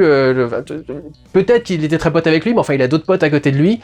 Et je sais pas, son comportement là au début de la saison, je le trouve un petit peu exagéré, mais surtout, tous les personnages se détestent, quoi, vraiment, quoi. Ils ont tous un problème les uns avec les autres. Pareil, t'as Will qui passe son temps à s'engueuler avec sa mère Joyce, et tu comprends pas trop pourquoi non plus, quoi. Elle est peut-être un peu mère poule, etc. Mais enfin, elle a des raisons de l'être aussi. C'était un petit peu laborieux, c'était un petit peu désagréable quand même, j'avoue, ce début de saison.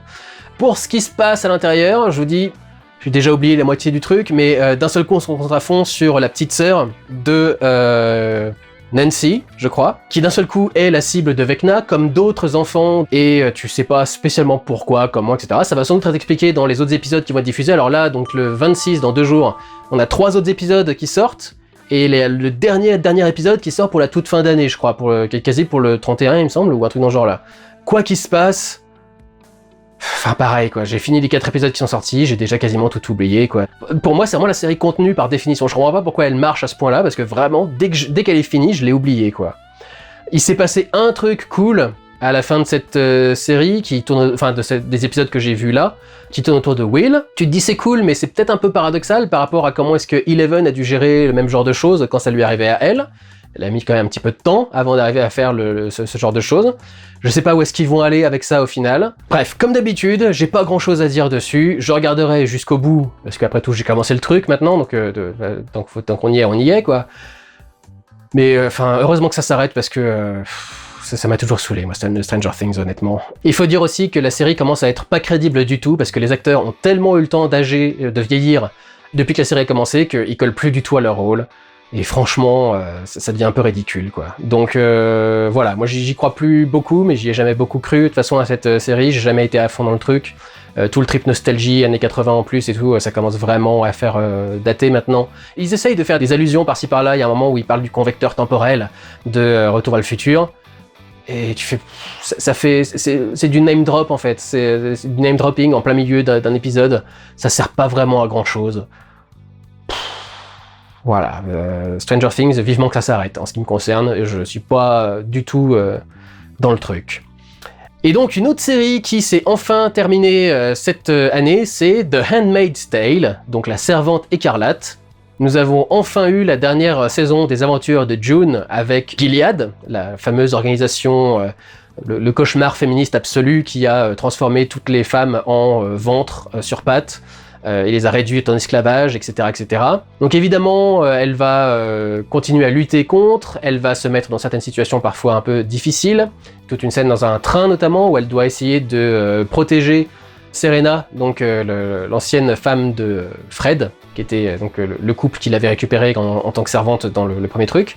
Il y a toujours une relation un peu étrange entre elles, entre June et Serena, qui était intéressante à suivre. Il y a aussi une certaine évolution de la part de tante Lydia, une quasi-rédemption, parce qu'elle commence enfin à réaliser l'horreur de ce qu'elle a fait pendant des années. Pas mal d'évolution par rapport à Nick également, qui a toujours été un petit peu trouble par rapport à son lien avec Gilead.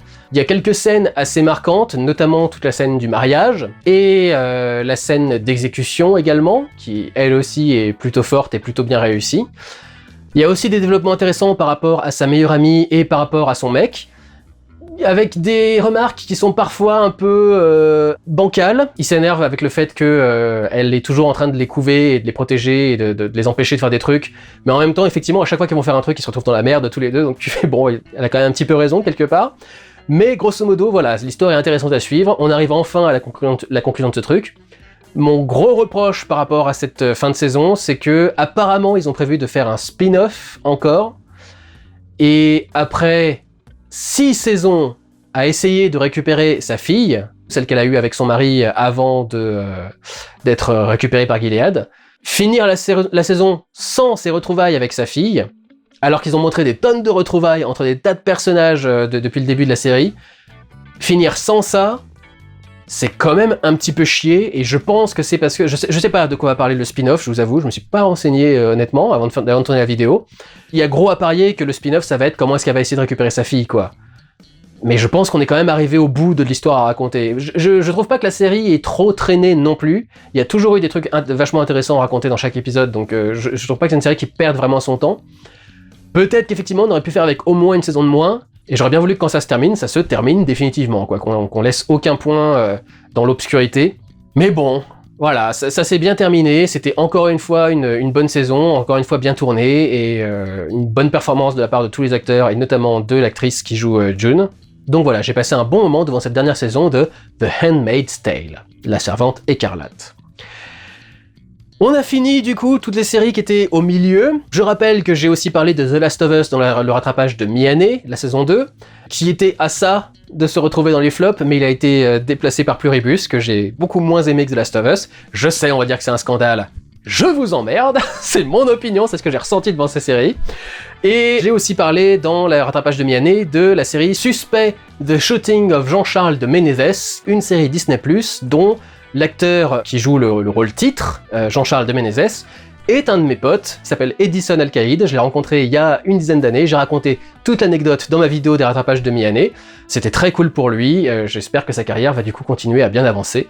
Donc voilà, si vous voulez un retour sur cette série-là, vous pouvez aller voir le rattrapage de mi-année, et nous allons passer au top 5 des meilleures séries de l'année. Il y en a 2 à l'intérieur qui ont déjà été abordées dans la vidéo des rattrapages de mi-année également, dont la numéro 3 et la numéro 1. Mais allons-y, passons à la numéro 5.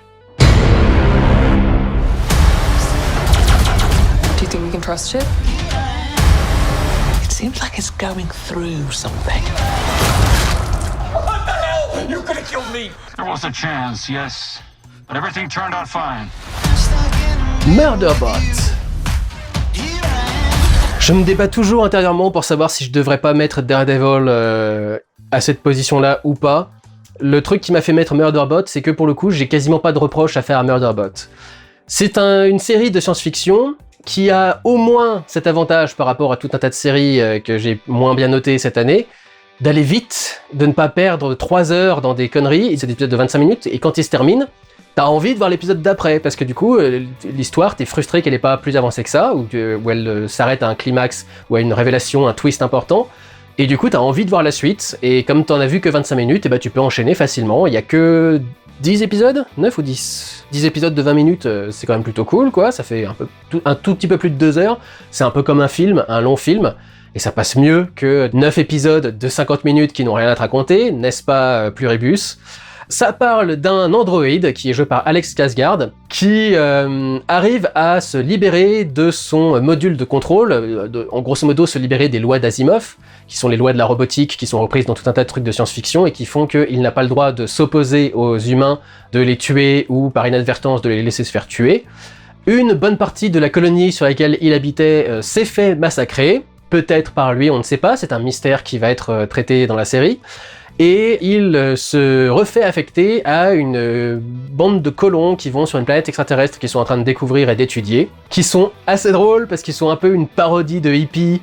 Il y a un passage où elle doit lui ouvrir la colonne vertébrale pour le soigner, et elle fait I'm a vegetarian. Parce qu'évidemment qu'elle est végétarienne, et j'aime beaucoup sa réponse qui fait « Oui, enfin, vous n'avez pas besoin de me manger non plus ». Alors, c'est plutôt bien. Et il doit essayer de les protéger, mais il a surtout envie d'acquérir sa liberté et de trouver un moyen de s'émanciper. Sauf que, petit à petit, il se rend compte que, alors que tous les humains qu'il avait côtoyés jusque-là étaient plutôt des cons, et c'est ce qui l'avait poussé à se rebeller, à se débarrasser de son module de contrôle, ceux-là, en fait, ils sont plutôt cool. Ils ont effectivement des côtés énervants parce qu'ils sont un peu trop extrêmes dans certaines de leurs positions, mais ils lui sont quand même extrêmement sympathiques, il les apprécie bien, et donc il a véritablement envie de les protéger, en fait, petit à petit. Et donc, il va y avoir tout un petit dilemme qui va progresser en lui intérieurement pour savoir ce qu'il veut faire avec eux, ou s'il veut rester avec eux, ou s'il veut essayer de partir pour s'émanciper. Un truc que j'ai apprécié, c'est que dans la tradition de Data de Star Trek, l'androïde est joué comme un autiste. Il a des traits autistiques, et notamment, il a ce fait qu'il a beaucoup de mal à regarder les gens dans les yeux. À chaque fois qu'on lui parle, il est toujours en train de détourner les yeux, de les baisser, de pas regarder la personne, etc. Ce qui rajoute pas mal à sa personnalité, et c'est vraiment ça qui est plaisant avec le personnage. Il fait la narration pendant tous les épisodes, il a des remarques très drôles souvent sur les personnes qu'il est censé protéger, des remarques aussi un peu caustiques et un peu froides, mais il a vraiment une personnalité qui est très bien marquée, qui est très bien développée, et notamment ce côté un petit peu autiste, c'est quelque chose qui participe à sa personnalité, qui participe à le rendre sympathique, et à ce que tu aies envie d'être de son côté et de le voir avancer, bien qu'il soit contre les humains, c'est-à-dire contre nous au final. La série est très jolie, tout leur abri, c'est un truc vachement intéressant avec tout un tas de colonnes vertes dans lesquelles des plantes poussent, avec tout un tas de petits pots de fleurs et tout ce genre-là. Donc il y a un design qui est assez magnifique pendant toute la série. Il y a un mystère de science-fiction qui marche plutôt bien. À un moment, il découvre ce qu'on peut littéralement appeler une boule de SF Zarbi. Parce que du coup, tu sais pas du tout ce que c'est, tu sais pas comment ça fonctionne, tu sais pas ce que ça provoque, tu sais pas ce que ça fait, et donc du coup, ça fait un mystère qui va avancer et qui va être intéressant à explorer. Il y a d'autres mystères qui vont avancer sur cette planète. On va rencontrer des vies extraterrestres qui vont être intéressantes à étudier, qui vont apporter certaines scènes parfois assez drôles, notamment une scène qui se déroule dans l'épisode 8.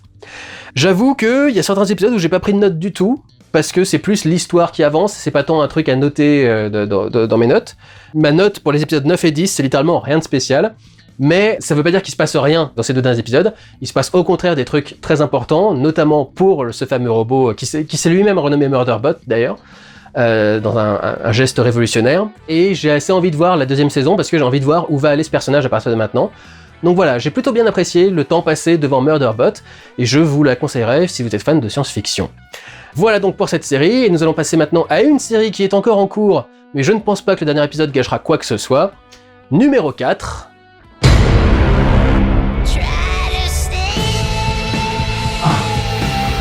How much pressure do you feel from the fans, from the hockey world in general?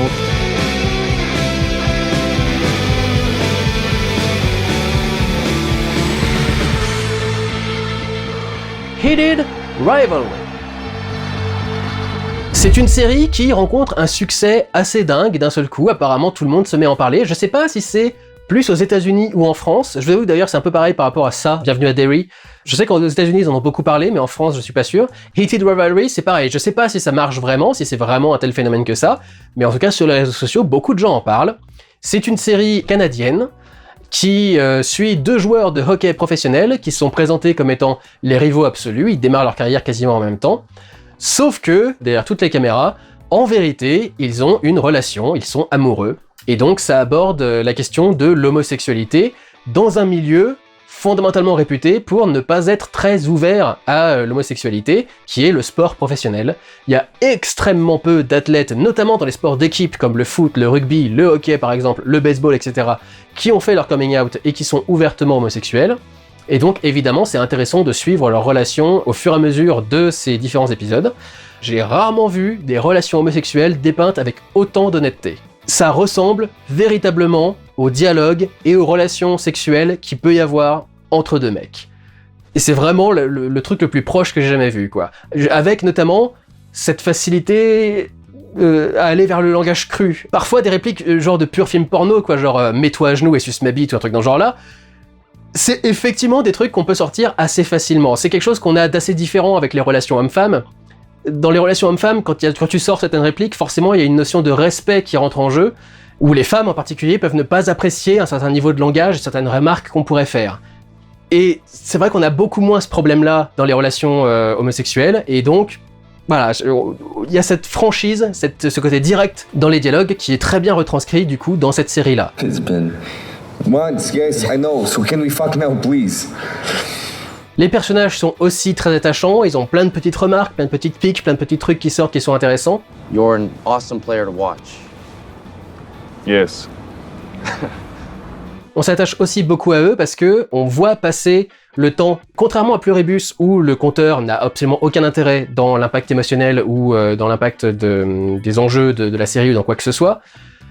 Quand tu vois cette série et que tu vois que, grosso modo, de 2008 à 2016, ils ont dû se voir maximum une 20aine de fois, parce qu'ils ont leur carrière chacun de leur côté, parce que c'est compliqué et qu'ils doivent cacher leur relation, etc., etc., t'as aussi beaucoup d'empathie pour eux, quoi. Tu te dis, putain, vous essayez d'avoir une relation et ça met quasiment presque 8 ans avant que quelque chose devienne à peu près concret, quoi, avant qu'il y ait des grosses progressions et que vraiment vous vous rapprochiez. C'est dur à vivre, quoi. C'est laborieux et ça montre bien ce qu'il y a de terrible avec ce genre de relation cachée, quoi, dans le placard.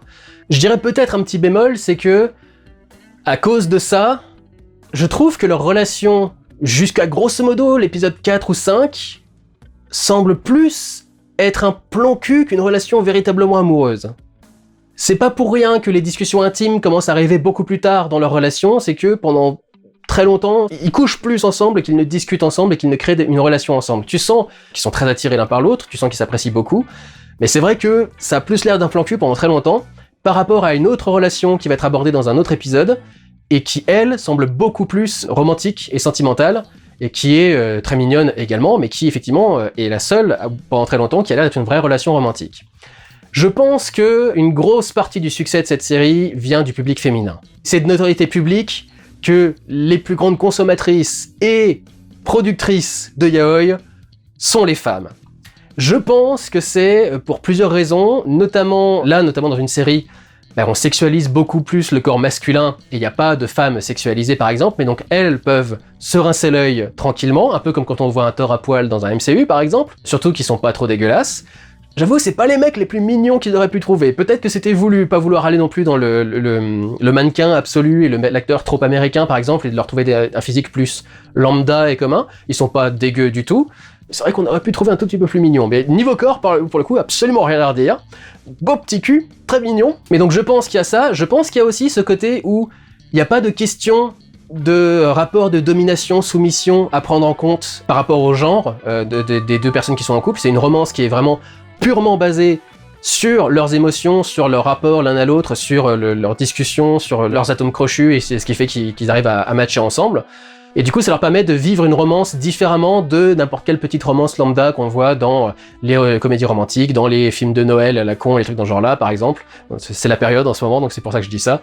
Je pense qu'il y a beaucoup de ça dans le succès de cette série. Je pense que c'est beaucoup les femmes qui ont apporté du succès à cette série. Je pense pas que ce soit vraiment les mecs ou les fans de hockey.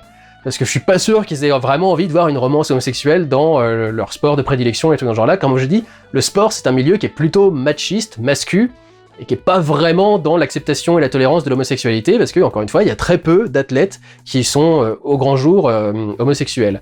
On en parle d'ailleurs dans aussi les acteurs. Il y a un moment où on va rencontrer quelqu'un qui est dans le cinéma, et qui va mentionner que il y a effectivement beaucoup de personnes dans le cinéma qui sont homosexuelles, mais qui ne le disent pas ouvertement, qui ne font pas leur coming out, parce que ça peut rendre leur carrière extrêmement compliquée.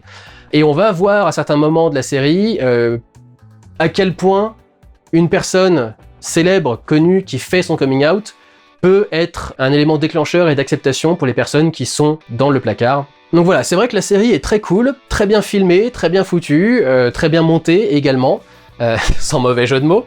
Il y a plusieurs séquences qui sont peut-être un petit peu trop clip show, avec montage de tout un tas de scènes où tu vois l'évolution de leur relation au-dessus d'une musique assez connue, généralement un peu pop.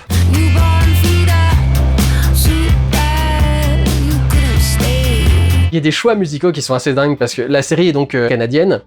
Et du coup, il y a plein de moments dans la série où d'un seul coup, t'as de la musique pop en français qui débarque. Alors je crois pas que ce soit des artistes français, je pense que c'est plutôt des artistes québécois. Mais du coup, ça fait très bizarre d'un seul coup d'avoir des chansons françaises à plusieurs reprises éparpillées dans le truc, quoi. C'est un peu particulier. Y'a qui roule de la cigale à la fourmi. C'est charmant également, les personnages sont vraiment attachants et vraiment cool à suivre. Ils ont des histoires qui se développent bien au-delà de leur sexualité, notamment l'un est russe, et donc forcément il y a pas beaucoup de problèmes avec la Russie, il a beaucoup de problèmes avec sa famille également. Et c'est rigolo parce que l'un des personnages, c'est Hollander, son nom de famille, est toujours décrit comme étant un personnage chiant. Et je vous avoue, quand j'essaye de résumer l'histoire du truc, il n'y a pas grand-chose à résumer pour sa vie à lui en fait. Il a un peu pas de personnalité, pas vraiment de problème, il n'a pas fait son coming out, il est dans le placard et il ose pas le dire à ses parents, etc. Donc c'est son problème aussi à lui à gérer, mais c'est pas autant montré que les problèmes que peut avoir le russe par rapport à sa famille ou par rapport à son pays d'origine. Et il a beaucoup moins de choses qui le caractérisent du coup, en dehors du fait qu'il soit sportif, de l'évolution de sa carrière, etc. quoi. Quelques twists qui sont assez intéressants, assez inattendus, quelques petits éléments de mise en scène plutôt bien trouvés. Il y a un moment où ils sont chacun séparés en train de faire chacun leur truc, mais ils arrivent tous les deux à l'orgasme un petit peu au même moment, et juste quand ils arrivent à l'orgasme, ils font un regard caméra, et il y a un cut du regard de l'un à l'autre, donc tu vois que malgré tout, en étant séparés, ils sont quand même liés, ils pensent l'un à l'autre. Donc voilà, une bonne série, avec une bonne histoire, très sympathique, un portrait assez honnête et réaliste des relations homosexuelles, et une belle histoire à raconter. Je n'ai pas donc encore le dernier épisode au moment où je tourne cette vidéo, mais il y a fort à parier que... j'ai pas vu l'épisode, donc c'est pas un spoiler, hein, mais il y a fort à parier qu'ils vont révéler leur histoire et qu'ils vont vivre heureux jusqu'à la fin des temps, comme dans un conte. Je trouverais étrange que ce soit pas la fin de la série, mais peut-être qu'il va essayer de nous faire un twist et de faire un truc un peu surprenant, parce que jusque-là, la série a pas essayé d'aller dans les clichés de base, donc peut-être qu'il va nous réserver une fin un peu différente. Mais quoi qu'il en soit et quoi qu'il se passe, c'était une des séries que j'ai le préféré regarder dans l'année, et c'est pas parce qu'il y a des beaux mecs à moitié à poil pendant tout le truc. C'est aussi que c'est bien foutu, pas uniquement physiquement, et que c'est bien raconté, bien produit. Donc voilà, je vais pas rester 3 heures non plus, parce qu'il n'y a pas 36 000 épisodes, hein, il y en a que 5, il y en aura 6 au total. On va passer au top 3 de ce classement, mais on va aller assez vite, parce qu'il a déjà été abordé dans le rattrapage de mi-année. Numéro 3.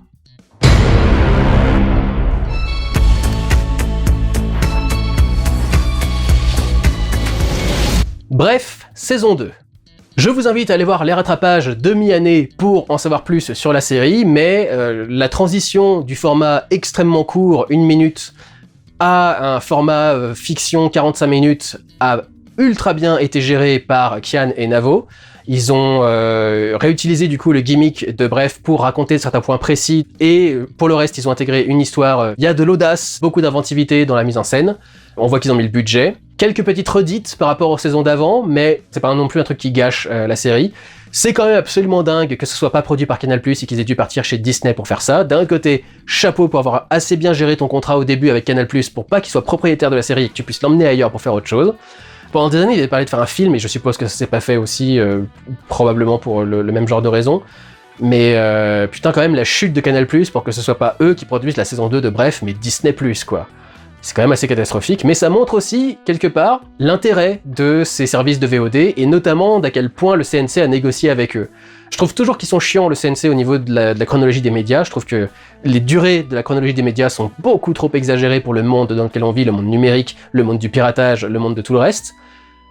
Mais au moins, pour ce qui est de la protection de la production française, en forçant les services de VOD à faire de la production en France, y compris en salle d'ailleurs, parce qu'il y a beaucoup de films maintenant qui sortent en salle et qui sont coproduits par Netflix et par Disney+. Ça, pour le coup, le CNC a super bien géré. Félicitations les gars, chapeau. Donc voilà, je vais pas en dire beaucoup plus, puisque donc la série a déjà été abordée dans une autre vidéo. Passons au top 2 de ces séries de l'année. Everything is going to end. Tell me, was this part of your plan?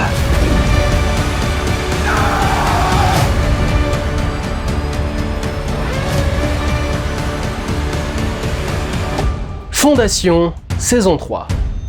La suite donc du cycle Fondation, de la série adaptée du cycle Fondation de Isaac Asimov, dont on a parlé vite fait avec Star Trek Strange New World, une des plus grandes sagas de science-fiction qui a notamment inspiré Star Wars. La série est toujours aussi dingue, je vais vous marquer ce que j'ai noté juste à la fin de la saison.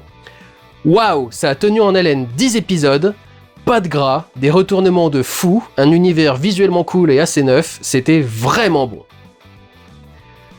Je crois qu'il n'y a pas mieux à dire pour résumer toute cette série, c'était vraiment extrêmement bon.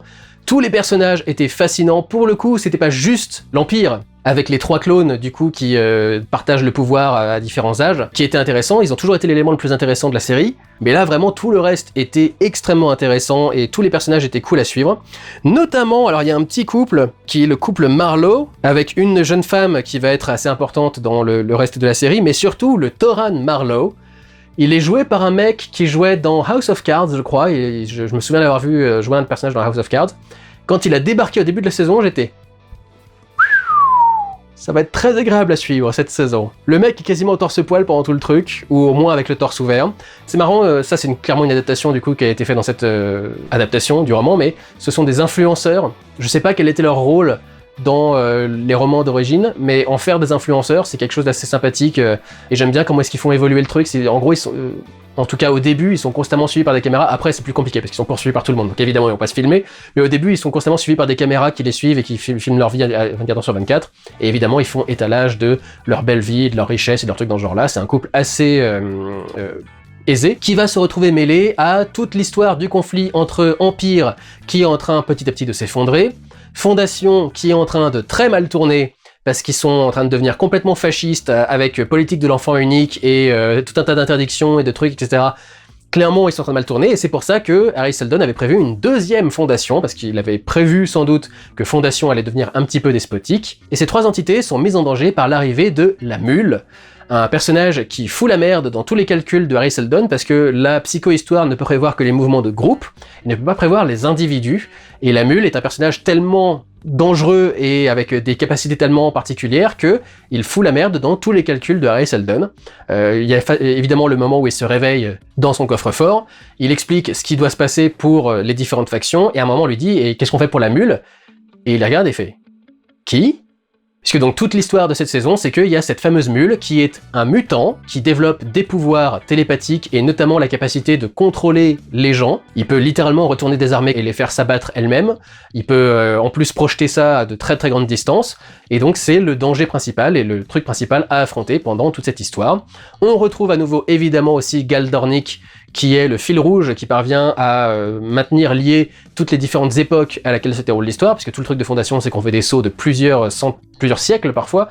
Il se passe 150 ans entre la fin de la saison d'avant et ce qui se passe ici, donc vraiment, il y a quand même une évolution. Et tout ça se maintient toujours extrêmement bien, tout ça marche extrêmement bien.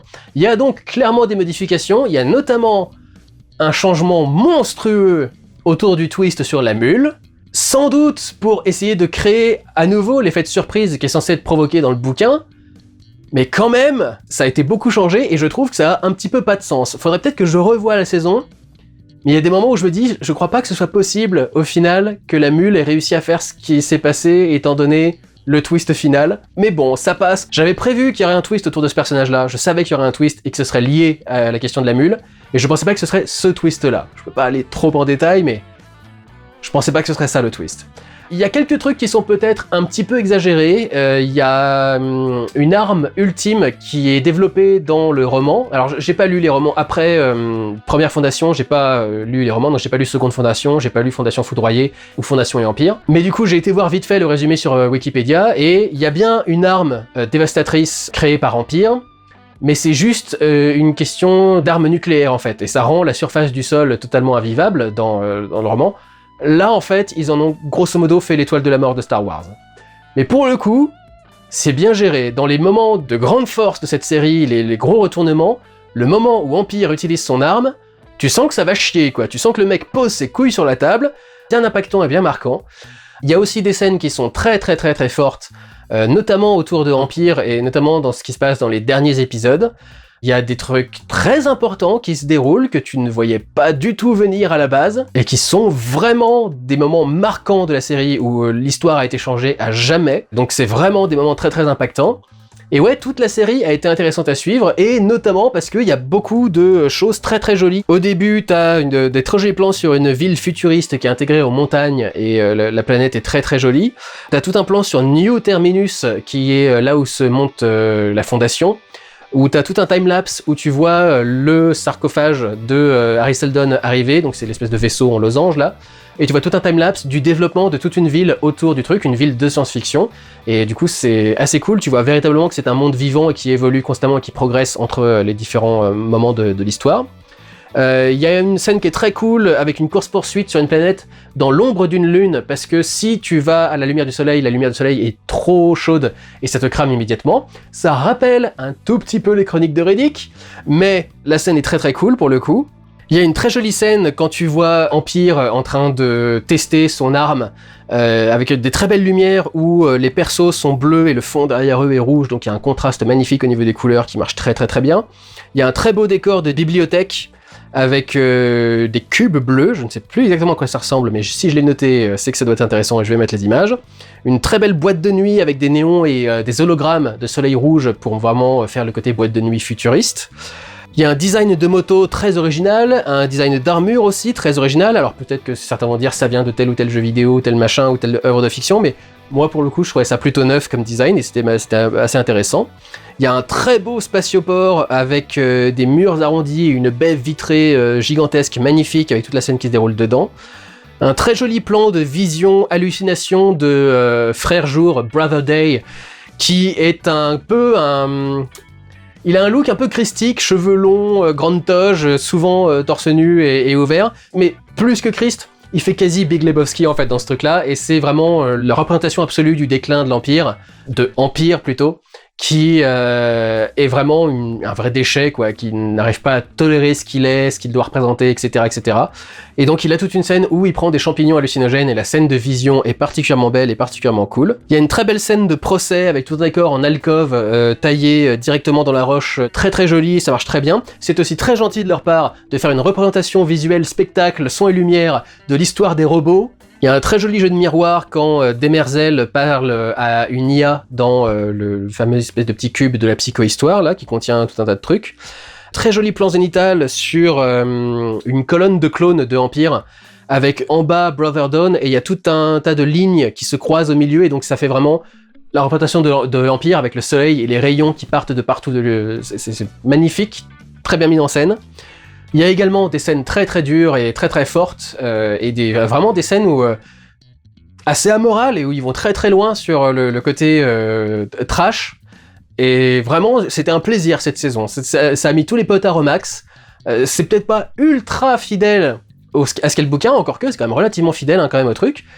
Mais clairement, en tant que série, juste en tant que pure série, c'est un plaisir cette série Fondation. Je vous dis, par rapport à toutes ces séries qui perdent tellement de temps dans les épisodes à montrer du rien et à ne rien faire avancer, là tu sens qu'ils ont presque trop d'histoires à raconter. Les épisodes sont toujours chargés à bloc et à chaque fois qu'il se passe un truc, c'est un truc de ouf. Donc c'est le meilleur du roman additionné au meilleur des auteurs qui font cette adaptation. Et donc vraiment ouais, c'était cool. J'ai passé un très très bon moment devant cette dernière saison de Fondation. Et enfin, nous allons passer au numéro 1 de ce top qui a déjà été abordé dans les rattrapages. Numéro 1.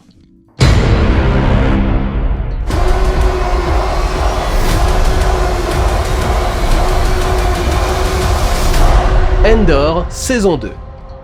La dernière saison donc de la série Andor développée sur Disney+, qui est vraiment le meilleur contenu Star Wars créé depuis que Disney a racheté la licence en dehors de Rogue One. Tous les personnages sont fascinants, des gentils aux méchants qui ont eux aussi des parcours de dingue, où tu vas voir à quel point leurs décisions leur coûtent, mais aussi pourquoi est-ce qu'ils prennent toutes ces décisions et quelle est la logique qui les amène à prendre toutes ces décisions-là. C'était le Nostalgia Critique, je crois, qui disait ça. C'est à la fois pourquoi est-ce que des gens un peu stupides, mais aussi des gens très intelligents, peuvent se faire avoir par l'idée d'un gouvernement despotique comme l'Empire, en fait. Qu'est-ce que chacun va essayer d'en tirer et en quoi est-ce qu'ils vont le payer, du coup, à chaque fois. Les environnements sont absolument dingues et magnifiques. Alors, apparemment, je suis le seul mec de France qui ne connaissait pas les forts de Vauban, parce que j'avais dit que la ville principale et la plaine principale ressemblaient à un truc de Final Fantasy XV, mais apparemment Final Fantasy XV aussi est inspiré des villes fortifiées, qu'on appelle les villes de Vauban, je crois. Tout un tas de villes françaises qui ont des fortifications un peu en étoile comme ça. Donc ça rentre encore une fois dans le fait que la culture française est utilisée dans la planète principale, j'ai oublié comment s'appelle la planète principale, de l'histoire, où il y a une résistance française avec des acteurs qui sont français et qui jouent dans une langue alien, mais avec un accent français à couper au couteau pour donner un côté alien au truc, mais aussi évoquer la France pendant la Seconde Guerre mondiale avec le combat contre l'Allemagne nazie. Il y a des gens qui vont gueuler évidemment là-dessus, mais c'est quand même exactement ce qui était le but de George Lucas à la base quand il a créé le design de l'Empire. Je veux dire, quand tu regardes les costumes de l'Empire, c'est les costumes des SS, des soldats allemands, etc. Enfin, c'est clairement, il a voulu faire un rapprochement entre l'Empire et le Troisième Reich, quoi. Et ça participe donc, puisque c'est pour ça que j'avais abordé le truc, à développer donc un univers de Star Wars fascinant, qui est vraiment développé, où tu vois vraiment des cultures différentes sur différentes planètes, où tu sens qu'elles ont vécu, où tu sens que chaque planète a une personnalité vraiment particulière. C'était d'une puissance extrême, c'était vraiment extrêmement bien raconté. Si vous voulez plus de détails, allez voir mon rattrapage de mi-année où je parle plus en détail du coup de ce Star Wars, de ce Andor, saison 2. Mais vraiment, si Disney avait fait ça avec la licence depuis le début, s'ils avaient vraiment travaillé à ce point à rendre ce monde concret, vivant et essayer de le traiter correctement, la licence Star Wars n'en serait pas où elle est aujourd'hui, quoi. Je sais pas qui est vraiment motivé pour le Mandalorian et Grogu. Ils ont fait n'importe quoi avec cette franchise, mais pour le coup, il y a un mec qui sait bien le gérer et ils l'ont laissé bien gérer comme il fallait. C'était Tony Gilroy, du coup, qui avait participé au reshoot de Rogue One et au scénario, et vraiment, il a toujours parfaitement développé son truc.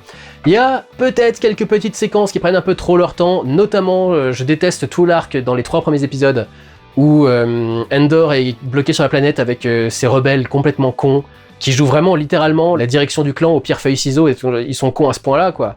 C'est assez nul, ça apporte rien à l'histoire, c'est pas drôle, ça traîne trop, mais c'est vraiment le seul passage.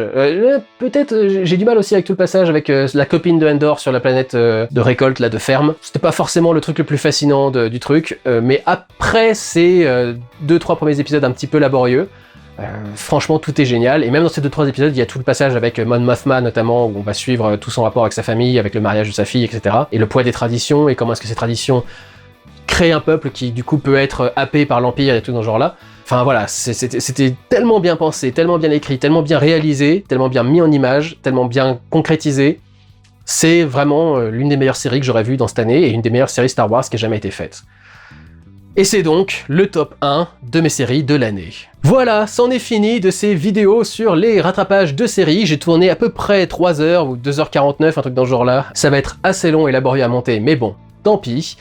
Ça va aussi être très long pour les rattrapages de films, je pense, parce que j'en ai quand même une bonne quarantaine à aborder, mais c'est la tradition, hein, ça a toujours été comme ça. Donc voilà, il me reste plus grand chose à faire pour ces vidéos de début d'année. Normalement, on devrait pouvoir réussir à terminer ces vidéos de début d'année à la fin janvier. C'est quand même plutôt incroyable d'avoir enfin réussi à retrouver un rythme à peu près normal. Ce qui fait que du coup après, je pourrais être tranquille pour les Oscars. Donc voilà, encore plein de choses à venir cette année sur la chaîne. J'espère que cette vidéo vous aura plu et j'espère que les prochaines vous plairont et qu'on passera une bonne année tous ensemble sur ce cinéma de Durandal. Prenez soin de vous, allez voir des films. Ciao.